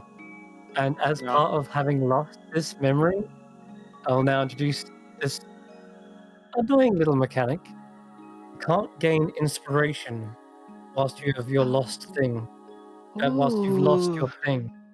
Oh, that's And bad. that was totally one thing I would have given you inspiration for, but every moment you try to go back to normality, it's just you're hitting this brain fog of shadow, and it blots out any happy memories of childhood or anything like this. Tough. But Nobody can get inspiration, or is it just no, Zax? only the people who've lost something. So Egbert, technically, you actually resisted last time and you ran Yep. away. Egbert's the only one who can get inspiration right now. But so Yes. Delagron leads you over to Candlefoot's story hour, and the little wagon sits there with the sign saying, "Trade in 3 prizes for a story." Little sign. Can you remind us what all the prizes are? All the prizes are the ones that you've got from winning, such as a little cupcake that acts as a potion of invisibility. You've got a pocket watch. You've got the all of the ones I've you've got won. a potion of bubble breath and Bubble breath. a Yeah, bookmark of memory. that's right. And I hold out the potion of bubble breath because that's the least interesting to me. There we go. Delagron is already knocking on the door to the wagon as well, as you're like looking through the little items. And And a I'm short sorry, moment later, I know go I on. got a I'm prize for gonna the give up folding my thing. pearl of occlusion. Yeah, you got a fold up friend. Okay. And Yeah. a moment later, yeah, you hear the creak of the door open up, and you see this clown again. I'll bring you over to the art, just like that. Let me find him. Yep. Yeah, there you go. There's an image of him as well. Okay. Let's see. All right. Candlefoot. So you hear the door open up, and in this little caravan, you see right at the back, eating a packet of some strange little mouse-shaped marshmallows is Juniper, and you see Juniper is happily just playing away and eating these little mice-shaped marshmallows. But right in front of you is Candlefoot, this clown, and he looks down at you guys. And he's like, "Oh, hello. Did you want to hear a story? Are you Um, all right?" we were more just wanting to check that Juniper was okay. Oh, yes, Juniper is most okay. She just was a little hungry, it looks like. Is Juniper your Juniper? Or is she a friend, or does she live with you? Or did she just know that you would feed her? Oh, no. But I do know her owner. She's an elf from Prismare, I believe. But she was entrusted to me to look after her while they were summoned elsewhere on business. Oh, you should tell her not to run away. You get in trouble I, for that. that is my fault. I own up to that immediately. Yes. I'm so sorry, oh dear. I've been So trying to find her, but we I found seem to her have and you brought her to thank back. for this. Well, then you're in my debt. You know what? Um, don't worry about uh, the prizes. You keep those and come right in. You get a story for free. Thank you so Candlewick much. kind of leads you up over the boardwalk, and you see he kind of whispers to Juniper, "That's a good girl. You come back to Uncle Candlefoot. Don't worry." And yeah, Juniper like, hops over, and you see that she's excited to sit down and see you all. She rushes over, probably pawing at your legs. Is that Well, going to I be a would nice definitely story? pick her up and hug her Hmm. and say, "You're such a good little owlbear. You are. You're a good little owlbear."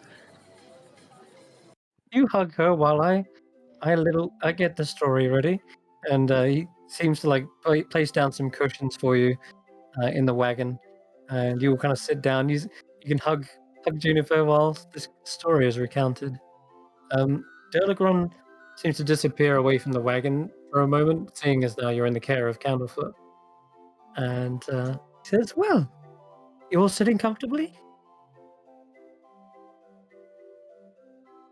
I'll I Hmm. begin." just Egbert Zach chants yes as if he's in kindergarten. Yes, mister. Zax is And, just and looks quietly surprised when the others aren't responding. Zax is He's- quietly sitting in the back corner to himself. Ta- I'm sorry. I was playing with Juniper. Sorry. What was the question? Are you I ready was for a story? yes. I'm sorry. I was playing with Hmm. Juniper. I'm Ta- so But ready I'll for pay this story. attention. you have to Tarquin pay attention during story time and be Tarquin quiet. claps his Shh. giant hands just to say yes. All right. So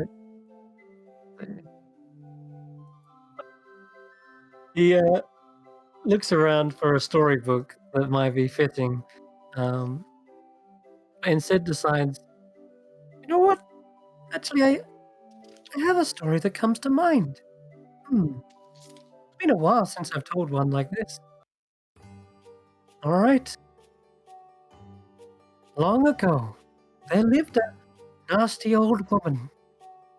She was a powerful witch, and her name was Baba Yaga. She made her home in the swamps, inside a hut that trotted about on chicken legs, much like your little drawing there. When she needed to travel far, she took to the air in a giant stone mortar, which seemed to be steered by a stone pestle. She was horrid and cruel. Her magic was so powerful that the morning, the night, and the twilight all answered to her call. Baba Yaga had 3 wicked daughters, each crueler than the last. She gave her eldest daughter the powers over the past, so she could sow regret in the hearts of mortals. To her youngest, she gave the power of future, so she could foretell tragedy. And to her middle daughter, she gave the present, so she could trick people who were too caught up in themselves. But Baba Yaga also had a 4th daughter, born not of her blood, but as beautiful as the night. the other daughters hated her. But Baba Yaga showered her with gifts and taught her wicked secrets. In time, she ran away from the hut and took all of those secrets with her. It said that Baba Yaga and her daughters still hunt her across the sky. And when you go to bed, you might hear their voices whistling on the wind. He looks around the room, see how the reaction of the story goes. Egbert is Was crossing his arms. That's not a nice story. We want a nice story. was the There, fourth Tamlin is daughter sad. wicked too? Or did she steal the secrets to keep him away from the wicked girls? the fourth daughter or the third? You know what? The- Actually, come to think of it, there might have been 5. Kind of You said- looking doubtful. You said the fourth daughter was as beautiful as night, and Baba Yaga showered her with presents, and she gave her, what was it, the secrets of the night or something? I don't remember. Wicked secrets. Wicked Shut- secrets. But yes. did that daughter use the wicked secrets, or was she just trying to keep the wicked secrets away from her other sisters? Oh, I see. Yeah, suddenly had a worried look on his face, like, you know what? Perhaps this one's right. That might not be a nice story after all. No, Let's you say don't she know did- anything about storytelling. The youngest daughter has to come back and, with the secrets, be clever enough to defeat the witch. You have to trick Yes. them. That's how it works. And then it's a happy ending. Let's say that they took the secrets not to use for herself, but to stop Baba Yaga. Yes, Because she's pure of heart, right? right. Everybody's pure of Um, heart in the stories. Who wants a marshmallow? He quickly pulls out the bag and offers a mouth marshmallow to everyone. But aren't those Juniper's marshmallows? They're for sharing, right, Juniper? Juniper rushes over and I- tries to bury her beak in the bag. I had so many cupcakes earlier. I don't think I can eat another thing right now. I'm hungry again. And Good I've been June. crying. I can eat. Do you feel better, Tamlin? No, Mom and Dad are gonna be so mad that I lost Samantha, and it hurt so bad. Samantha was my only friend. Well, Back home, she was like a sister to me. well, you've got us now. But can I take you home? Would your parents let me keep you? I'm supposed to be home for bedtime. I'm not but I'll sure. be your friend here. I hope I can see you when I get to come back. I live way deep in the woods with my grandma. I live at the end of the village, so if you can come there, we can be friends. I'll ask my grandma if I can. She'll probably say yes. Well, Go on. in case like you can't see us again for a little while, pick a card. Okay, I have a card. Okay, now you're gonna keep that card, and the next time we see each other, you're gonna give it back, so don't lose it. Oh, okay. I promise. And I'm gonna give everyone else a card as well, because why not? Thank you. And now we have a bond, and I sort of look to Juniper a moment, and I'm just like, I'm just gonna take a card and just sort of poke a little hole in it and just sort of thread it onto the necklace. Oh, okay. Juniper counts too. Oh, that's cute. Juniper is distracted by the marshmallows, but they don't stop you from touching the card. Okay. Ooh, playing cards table. I want to roll. Yay. Is there actually a table for cards? Apparently so, because Truly. Zach rolled in it. Amazing. It's on the rollable tables. How do you roll that? If you go under the items directory, there should be decks and then playing cards. Yeah, And but then, if I click on it, the things comes up. But how do I? and roll then it? at the bottom, there's a button that says roll. Oh yeah, Okay. right. I'll roll one for Juniper as I gave one for Juniper. Oh, here we go. Okay. So Juniper has the 2 of hearts. And Egbert has the 10 of clubs. Oh, the ace of diamonds from Moxie. I got an ace up my sleeve.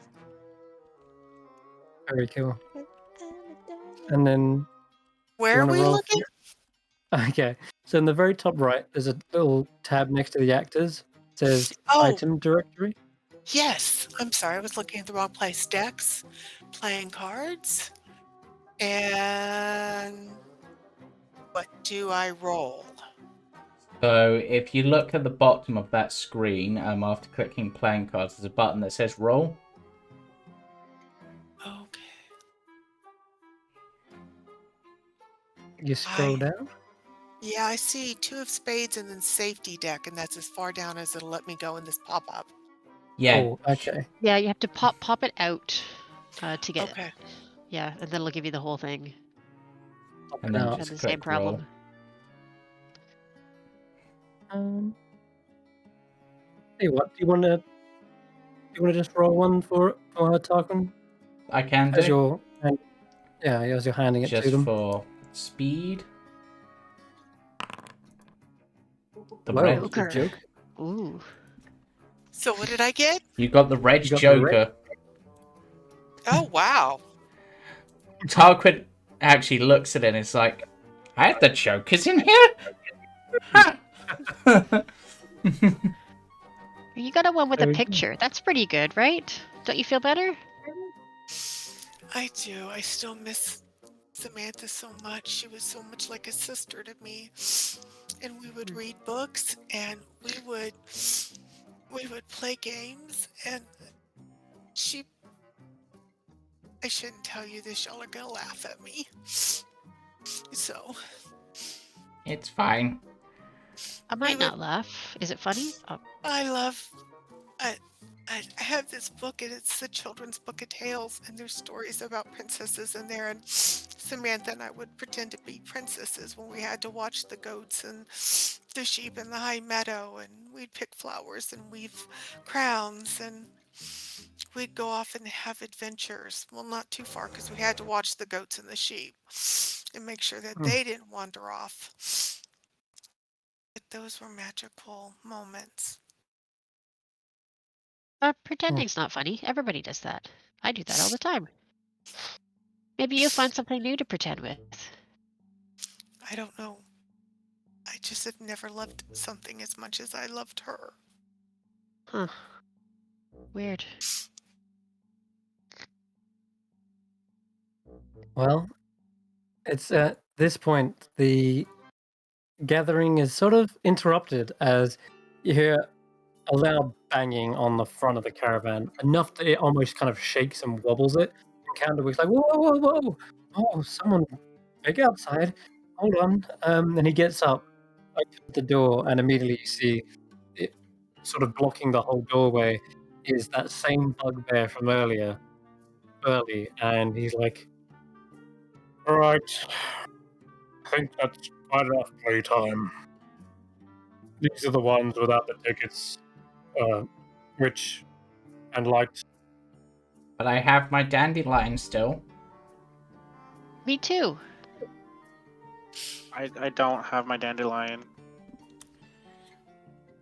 What's a Dandelions may have been good enough for the little stand, and I understand Duragon has looking after you, but I'm afraid I helped her daughter.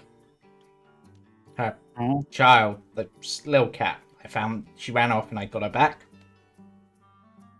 you see Delagron kind of poking their head round the corner, and I thank you for that. But it seems as though Burley's gone and snitched on you. He steps down from the caravan, and instead you see two figures stepping up and the first one is quite lithe and slim, and they look like a full jester kind of outfit. It's a Harley Quinn suit with a jaunty hat, and he seems to have what looks to be like a staff in one hand, or like a small wand perhaps, and he's got a butterfly on the end of it. At least it appears to be. But yeah, he seems to be loud and flamboyant, and as he kind of waltzes in, he looks around, sees you guys. He sort of squats down to be at your sort of height. The second figure is the gentleman you've already sort of seen before already. And let me just show you the handout for this fella. There's Mr. Light.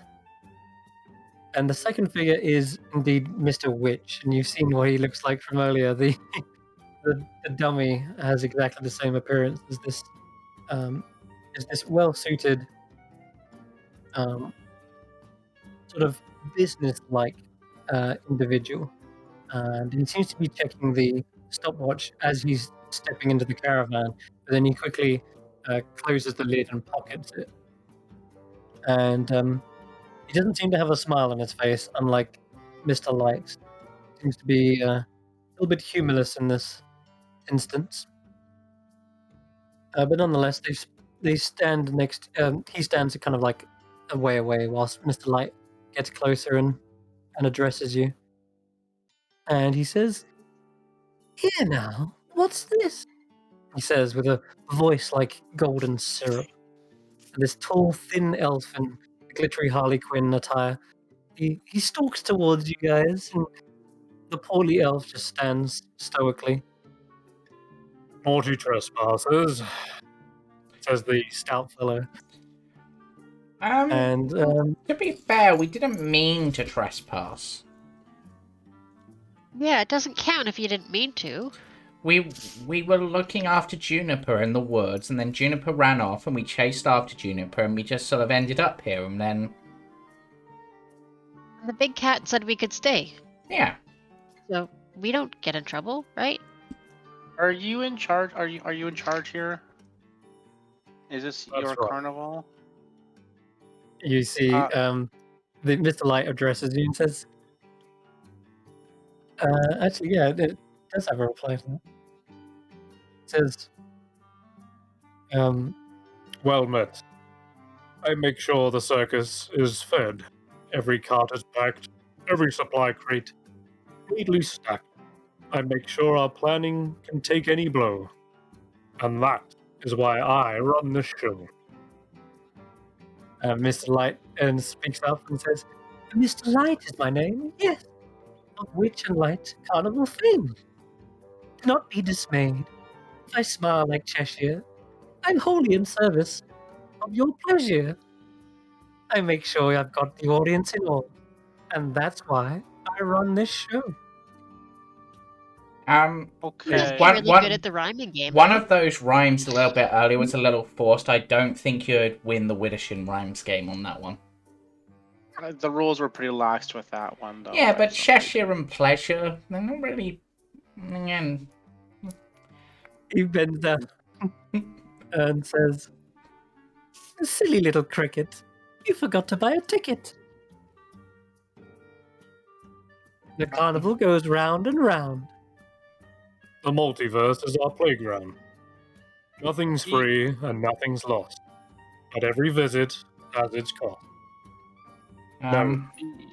Do you know a woman, a tall woman with like a shadowy, a smoky shadow, and like a crescent moon around her face, and her friend whose name is So Pig?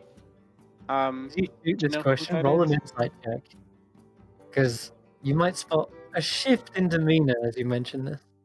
Insight? Yes, please, yeah. 16. Oh, not bad. You see, they seem, so I would say Light, who's kind of like all joyous and prancing around, seems to suddenly like maybe lose balance a little bit, and he turns his smile away from you, perhaps to hide his face, and he's looking around Mr. Witch, and Mr. Witch, who's very stoic and like a statue.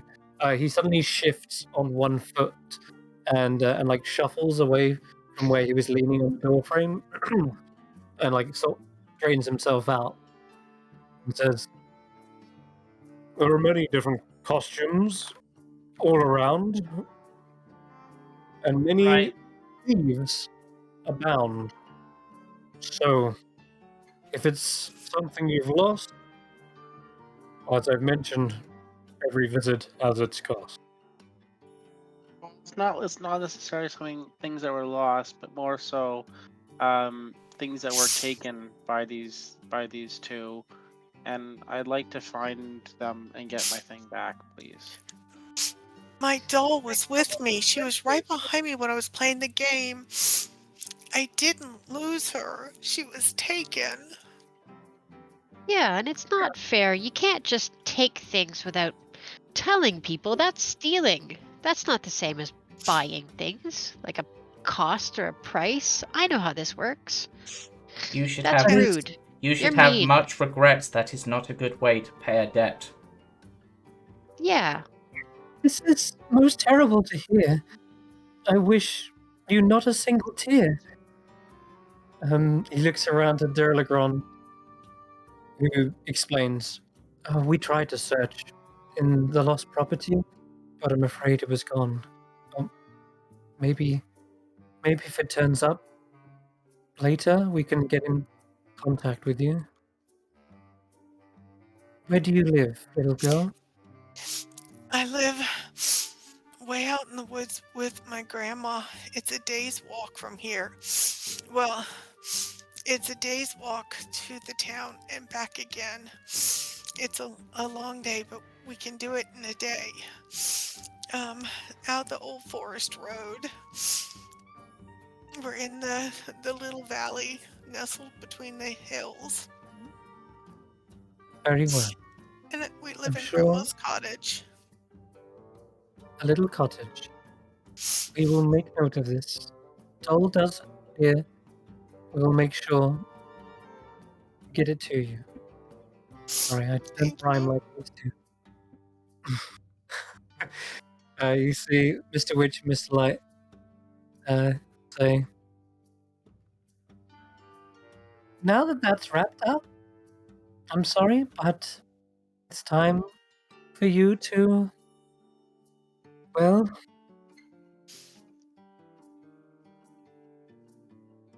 he seems to stop in his rhyme and choke up a little bit. It seems like he is actually genuinely touched by what's going on here.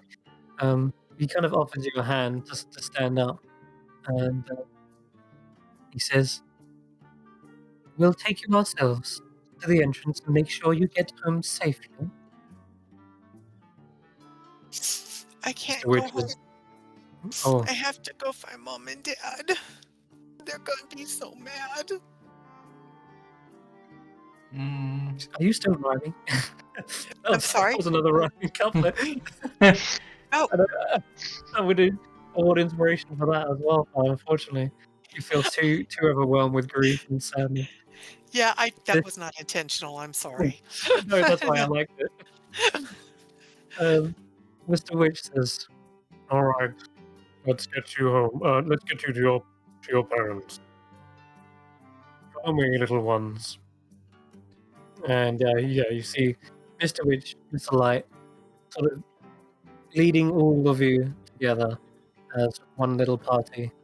And he turns around and says, "Have you got a name for yourselves? You're obviously all friends with each other. You must have a name for your ragtag bunch." We don't have a name. We just met today. That's silly. You've been How playing about, hours though. how Um, about friends? How about friends of Juniper? Because that's how we met. that Are Juniper friends? We are the Revengers. um, how We're just a about bunch of kids. how about the carnival cards? Because we met at the carnival and we all have a card. I like that. Carnival card. Very well. Carnival cards, right this way. And he takes his hat off and leads you right over towards the entrance of the Witchlight Carnival. That's a more somber tune I'm going.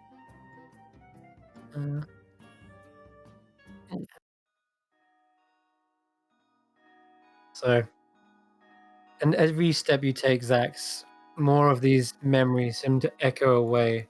You're trying to hold on to what is mostly at the forefront of your mind. The carnival cards that sticks the new memory from this point forward, and you try to hold on to it with much more vigilance than you had before. Now knowing that these memories of yours, they can potentially be lost.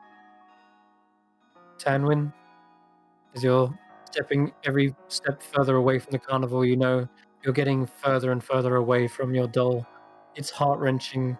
There's nothing more that can be done.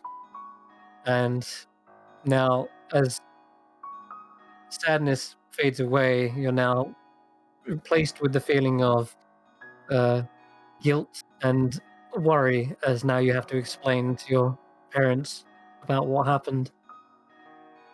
Egbert, you're doing fine. You're great. This has been a wonderful adventure, but maybe you do feel a little bit sorry for your friends. But... I feel sorry for my friends, but yeah. Otherwise, no, not a care in the world. And hey, at least you got something to bring back to Mum, who baked you that pie and got eaten by Juniper.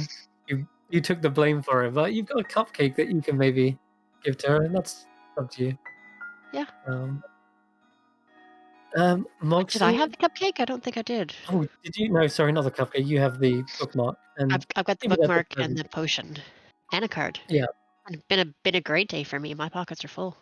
I have a cupcake and a pearl. Could you put the potion into a pie recipe and make bubble pie? Ooh, I like that. Goodness. We'll see if my mom lets me when I get home.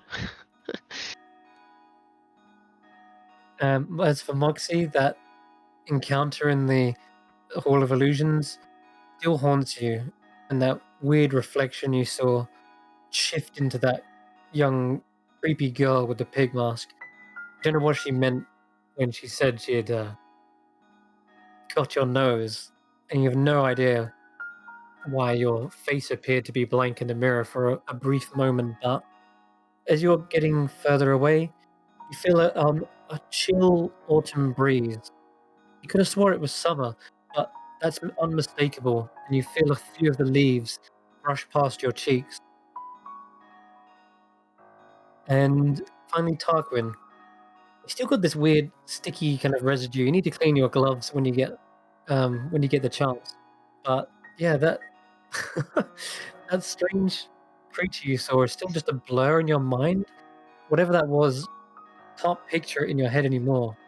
But you are definitely missing your key for your stopwatch. And that's troublesome. Very troublesome. You might have to find a way to pick it yourself. But you remember that lock being quite intricate and tricky to budge. And as you all drift out away from the carnival, you guys, this is where we'll wrap up the Prelude adventure to the Wild Beyond the Witchlight. And you begin to grow up. You either stay friends. I've got a few questions actually, like whether you stayed in touch, or did you return back to the carnival? Perhaps at this point, Tarquin, maybe you want to ask Witch and Light if you perhaps want to stay and own your craft, or yes, that would be what it. Mr. Witch, Mr. Light. I realise probably not the best time for this question, but can I stay? they look down at you, and Delagron vouches for your tricks. You know, Mr. Light, Mr. Witch, Tarquin is a bit of a leisureman, a juggler. I've seen him do many a tricks. And Mr. Light turns around and says, "Is that so? Well, if it's tricks you have, we might have a show." And Then Mr. Witch I looks shall down stay and and rather than go. says, "You'll fit in nicely. We'll get you on stage. Set precisely." Mr. Witch looks down and he sort of gives a smile, just a very faint smile for the first time, but it fades quickly. And yeah, he seems like, "I know talent when I see it. Very well. You can be a new act." And yeah, you see Tarquin is probably saying goodbye to the rest at this point. If you wanted to send off friends. But Samwin, I will keep an eye out for Samantha and see if I can find them for you. Thank you so much. Y'all are the best friends I've ever made in my life. Thank you. Don't you gotta go home? Isn't your mom gonna be mad? I don't really know where my home is. I just wander and juggle. Huh. Oh, you could do that? Yeah, I just sort of left one day and got lost and now I'm found, I guess. Maybe that's why there was a little me in the lost property. Maybe. But Alright. I shall bid you farewell. Don't lose the cards. I like to keep my deck intact, and without it, I won't have a complete act. Oh, should we give it back? No, You no. can have it if. Keep it as Oh. part of the pact. Oh, wow, he's just on a roll. We'll see But, each other yeah, again, my friends, because our friendship is without end. Yay! Oh, It Like, really Egbert is claps getting on that that rhyme. rhyming. Yes, It really really is picking enjoying up the rhyming. fast. Yeah. He's so smart. Okay, well, It's all bye. a way to play the Bye, part. Taki. Bye. Bye. Sparky, sparkles even. You see the glitter is still coated over their body. Yep. And Egbert, you probably give a nervous little fart as you end up that stingray still over you for at least another hour. And finally, as you all disperse and such, I'll go around the table and ask one by one what you guys do in the intervening years, whether you do stay in touch or what you get up to, and if you cherish the memories of that night, or do you try and put the strange place behind you? I think we'll start with Tanwin. Being raised deep in the woods, I don't get a chance to see them much the coming months. So when I was 10, I got Samantha for my 10th birthday. Then we went to the carnival in the summer. Then my oldest brother got married and moved his bride into the cottage with Grandma and I. And on the very first snowfall, Grandma lay down to take a nap. And the person who'd loved me my whole life and had raised me since I was just a little couple weeks old passed away in her sleep. And my brother's wife started making all kinds of changes to the cottage and our routines and how we were doing things. And we fought bitterly. And my older brother went to get my parents, tell them that my dad's mom passed away. They come back, they're furious with me for fighting with my sister-in-law, telling me that, I need to grow up and do what she tells me to do. And it's just a horrible holiday for me. I've lost my best friend in Samantha. I've lost my only other friend in my grandmother. And with all the changes being made to my home, it feels like I've lost my home. When my parents leave after the holidays, I leave with them to really begin my ranger training. And I spend the next 8 years trying really hard to catch up to my older brothers who are over 10 years older than me, trying to catch up to their accomplishments and everything that they've done in their training, as well as try to prove to my parents that I'm not childish or frivolous or irresponsible. They are just, they don't know what to do with a little girl who loves fairy tales. They've only been raising boys, and they're very serious themselves, so it's hard for them to deal with her. Because we would have traveled far and wide, and I would have hardly ever been able to go back home. I don't know that I would have seen anybody else again, but I would have thought of them every day. All right. It is a very, very vivid 8 years and life changing for you as well. As much as the carnival was as well, I would say the next 8 years really have mold um, your story into what it is. And every day that goes by, you feel as though if you just hadn't lost this doll, all of these sequence of misfortunate events might not have happened. Maybe you kid yourself a little bit, but do put some blame on yourself perhaps a little. But Right. if there is a chance that you can get it back, maybe you can turn your luck around, and within the next 8 years, perhaps you anticipate the next arrival of the carnival, knowing this is it. I can go back to the lost property and find it. Perhaps maybe Delagron has finally caught up to it. Yeah, I definitely would go back after 8 years because I'd want her back. You Yeah, know, I didn't give her up. I wasn't careless. Somebody stole her. And right. that Okay, would cement, I would not only want to find the people I met before, but I would also like to find the doll. And, when I'm in the forest hunting squirrel and standing in trees for hours looking for orcs, I would think fondly of that that day. That would be one of the most magical days of my entire life. perfect. All right. Thank you, Phil, for that. We're gonna go next to. Uh, shall we go to Tarquin? I want to know more about these acts that you're preparing and So or, uh, or whatever over you wish. over the 8 years, Tarquin will probably be mostly focusing on the juggling because I imagine with giant hands he can do a hell of a lot of juggling. One thing, Oh like, yeah, sure. and but he also practices simple sleight of hand magic, sort of, or tricks more than anything, like making coins disappear, making objects disappear.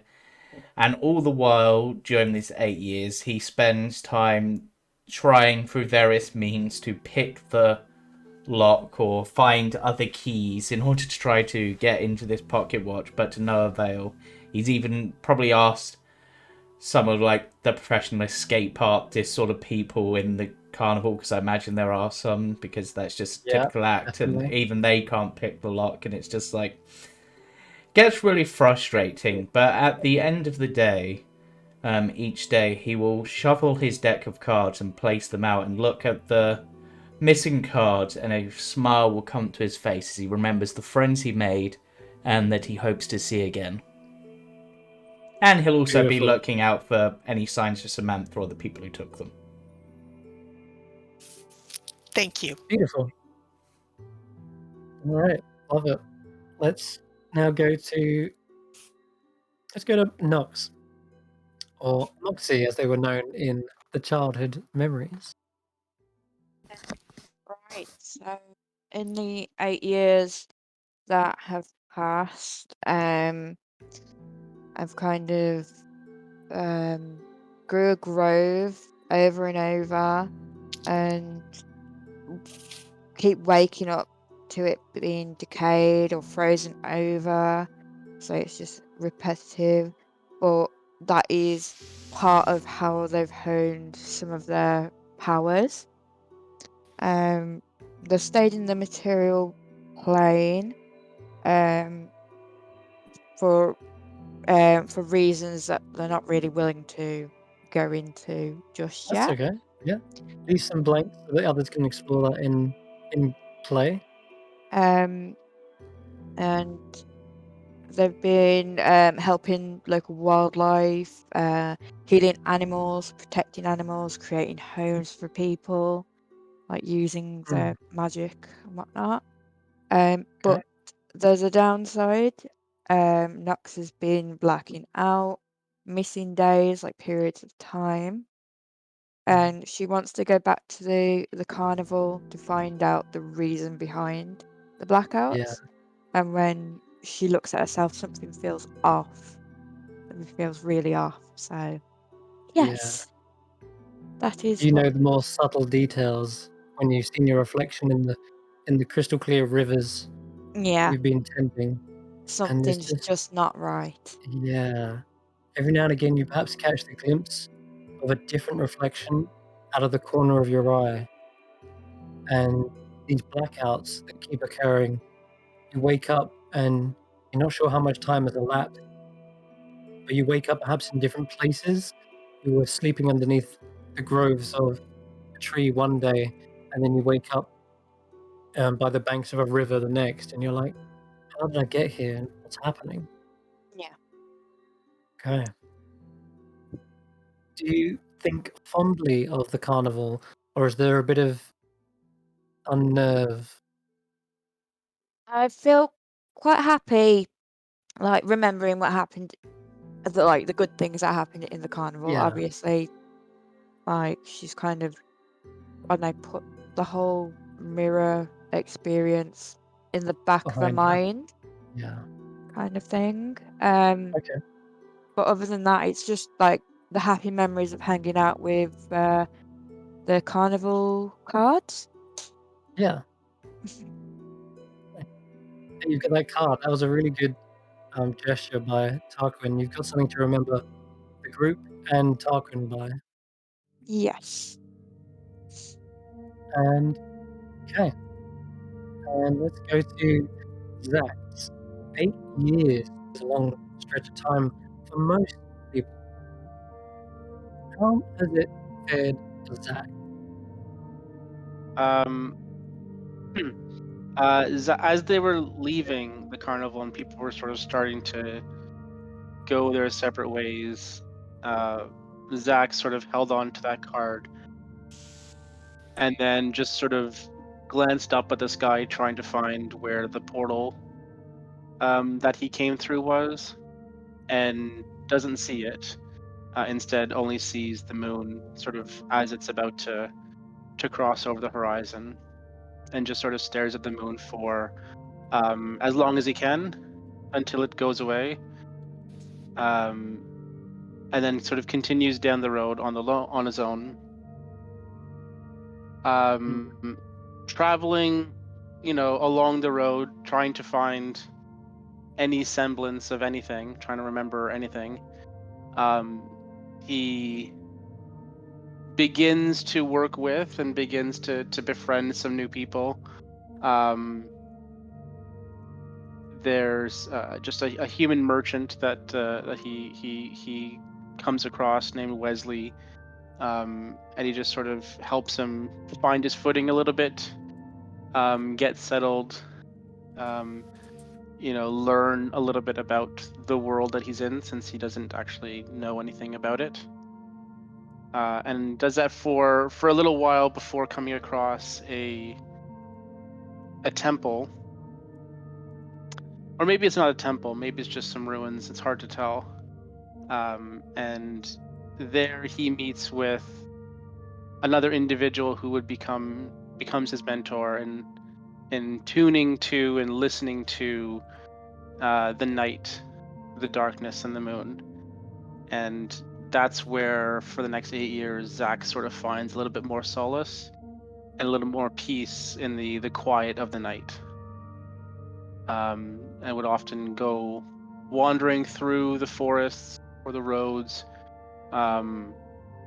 just spending time alone, trying to remember, holding that card, and going back.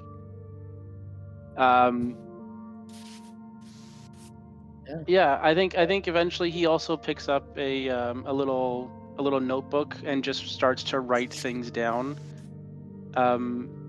As he comes across them, he's names and places and people and things he's afraid of having this happen again, so he's starting to write down, and it starts with falling through a portal and finding Juniper and finding Penguin and the rest of the carnival cards. All right. Beautiful. Okay then. In that case, I think are you looking forward to the next Witchlight Carnival? You know it would come back. Perhaps you're looking up at the sky, also waiting for that portal to reappear, knowing that your answers lie beyond that. If there's a fog that you need to push through to clear, maybe the moonlight is what's going to shed literal light on that and push back the darkness. Okay. So, I think that's a good place to wrap it up. I know I've left out someone, little Eggy here, but what do you want us to talk about? What your plans are? Oh, Because Eggy's kind of like a little bit of a substitute, aren't they? yes. But Egbert is he's a happy-go-lucky kid. He goes back and gets in trouble for being late, for missing dinner. And he is forced to turn out his pockets and turn over his prizes to the grown-ups, because this is kind of a thing that happens with him every time he leaves the farm. He comes back with junk in his pockets, and he always has to kind of turn it over.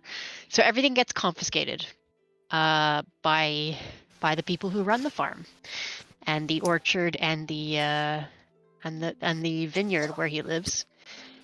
And he kind of forgets about the day. Sometimes for a while he talks about it. Yeah. And he says, about these people that he met and these magical things that happened, and the people, the grown-ups don't really believe him. They imagine that he's just making things up the way he always does. And eventually he kind of starts to believe himself that he must have just imagined this, because everyone is telling him that it was just a dream, or he was just making it up, and he starts to believe it himself. But he did have those prizes, and they are now in the hands of the farm's owner. And eventually he forgets. Yeah, he forgets his friends. He doesn't really. It just becomes a dream to him, and he never sees the carnival again. But he works on the farm for the next 8 years, grows up a little bit, and just keeps doing his thing. Oh man. Little bittersweet ending for Egbert. A little bit, yeah. He doesn't believe in the magic, and therefore the magic loses its memory and loses its hold. Yes, the adults shake it out of him. That's it. If you don't believe in Neverland or something, it's not a real place to you. You can only get there if you believe it's real. Exactly. And you've lost that magic in your heart, in your mind, and your imagination sort of maybe wanders occasionally as you look at the items, but they never truly capture that magical night. It's just fading and fading till you He get grows to up. move on with your life. Yeah, you grow up. Yeah. Okay. Poor little Egbert. Bittersweet. Poor little Egbert. Sarah Jane, are you two people? Are you Egbert and Rudolfo? Or yeah, my Egbert is not coming back for the second half. Rodolfo is coming back. Oh, okay. That's why. Okay. That's why. So that's why he didn't lose anything, because he can't come back. So. Okay. Little Egbert. We all love Egbert. You were so great to just jump into the shoes of like an 8-year-old child. He was suddenly very good. I didn't realize that everybody else had picked the Lost Things hook. I did not pick the Lost Things hook, so whoops. Great. No, that's But, good. oh I'm, well. I'm actually glad that maybe we have a mix and we're going to intercede both plot hooks into one and see what happens. But yeah, we're going to have a new character join, played by Sarah Jane next week. So looking forward to that. And yeah, it's going to be Yeah. it's going to be magical all over again, but for a different reason. We'll see if we can find clues and hints as to where these lost things may have led. Hmm. But I'm think I'm with- interested to see what everyone is going to look like as an adult, like after having suffered for 8 years in various ways. I'm fascinated to see what you guys come up with. Very excited. As am I. Super hyped for the next session. If you thought that was a lot of cool, fun little mini games, the carnival is even bigger than that. That's just a slice of what's available, and I've got even more detailed games and carousels and snail racing. You name it. It's gonna be great. It's gonna be a blast. I spent And the next 2 months playing carnival games and never actually get to the story. yeah, well, you know what? I'm okay with that. Take it as it is because if we rush too fast, we'll skip over loads of stuff. But you can go at your own pace. And you'll have a little tour guide. Tarquin will be able to take you wherever you want to go. Hmm. Oh, yeah. So that'll That's be smart. cool. Smart. And maybe I'll talk to you about this as well as to how the group maybe get in the next time because you didn't have tickets last time, but maybe Tarquin can also help with that. We'll see. He does have a good sleight of hand. But what else? I was going to ask.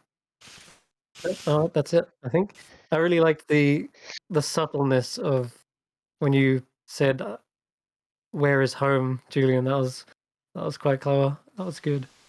Subtle, but I don't think the children would pick up on that. I know you'd pick up on it as players, but the kids, they've Well, they're like, I "What?" heard, but I couldn't react to it in time. But Yeah. yeah, but Oh, like Eggy would not have noticed at all. He's It was literally as I was saying it, I thought to do it. Hanwin genius. would have been crying too hard to have noticed. Sorry. yeah. Speaking of which, Yeah, that was really they're believable. kids. Their insight is Yeah, your insight is not great. like crying sort of thing that you were doing was really, really good. Very Oh, thank you. believable. I was My trying to make heart my voice broke. sound like a 10-year-old little girl, and Yeah, so thank you. and your whole your 8-year thing, like that was really good as well. That had a Very lot to it. detailed and Yeah. very sad. Like Hmm. very, Tragic. very No, tragic. I liked You can tell there's a lot everyone's, of thought going into it. but yeah, it was still good all round, I think. But yours really was the icing on the cake sort of thing, Brandy, for yours, I think. Thank you. I really appreciate the compliment. Thank you. I also really liked your rhyming, James. How did you stay on point so much, James? Your rhyming was incredible. Like you just kept on going. I was like, he's got to run out. Nope, he's going. That's great. I've had 2 NPCs in D&D campaigns who entirely spoke in rhyme, and one of them basically was informing a character of their own backstory that they didn't remember. So I was creating their backstory, and I did it in rhyme. Mental. Fantastic. That is bananas. Yeah. I would not be able to do that. Yeah. Sometimes, like, I just get on a flow with it, and my mind will just seem to think in rhymes, like, quite easily. But other times, it's just like, oh God, I've started rhyming with this. I've got to keep going. How do I do it? What's next in the rhyming thing? Yeah. Got to put yeah. 8 years of rhyming. Got to get done. Yep. Just sort of Apart from going to keep rhyming for the next. maybe kick Widdishin rhymes out. It's now Tarquin's rhymes because I'm better. Or there's a competing stall on the other side. Also, I want to say that it was actually all Yaz's idea to have their lost thing kind of be taken in the mirror maze, and I got obsessed with that idea. I just had to make its own scene, and in this kind of creepy thing happen. It was Oh, so that it was a was really so cool cool. idea by Yaz that I just had That to. was really had to creepy. make. Yeah. Actually, the illustration animation thing of having that little face pop up was very well done. Yeah. I thought it was going to be Like like some Five Nights at Freddy's jump scare kind of thing. Honestly. Yeah. Well, it was even more interesting to me because, well, I can't spoil anything, but next session and a couple of seconds later, you'll see why that Hall of Illusions is so damn poignant in this story. You'll see. It's just crazy that you picked it out of the blue, but It's yeah, not secret. the Hall of Illusion has secrets. And you heard some of those secrets, but not all of it, and you only maybe even those are hard to remember. I'll let you go back and watch the VOD if you want, but yeah, there was something in there for sure that you don't know, and that's that little child that's so big. She disappeared. She didn't come out with you. But yeah. Well, great. I think. All right. I think finally it is time to sign off and bid you all adieu. Thank you Thank very you much so for much. watching. Yeah. Thank you for Thank the you. game Good game, today. everybody. Yeah, thank you. Farewell, been for well it amazing. was truly swell. And hopeful, and tomorrow I will put the other party through hell as they emerge into what lies beneath. So join us then. And join Amazing. us Friday for the Claude Coast campaign, and again next Sunday for the first proper episode of the Carnival Cards campaign, I suppose. So concludes the prelude. The Carnival Cards. We have a party name. Fantastic. Mm-hmm. All right. All right. Signing Thanks, off. everybody. See you all then. Bye.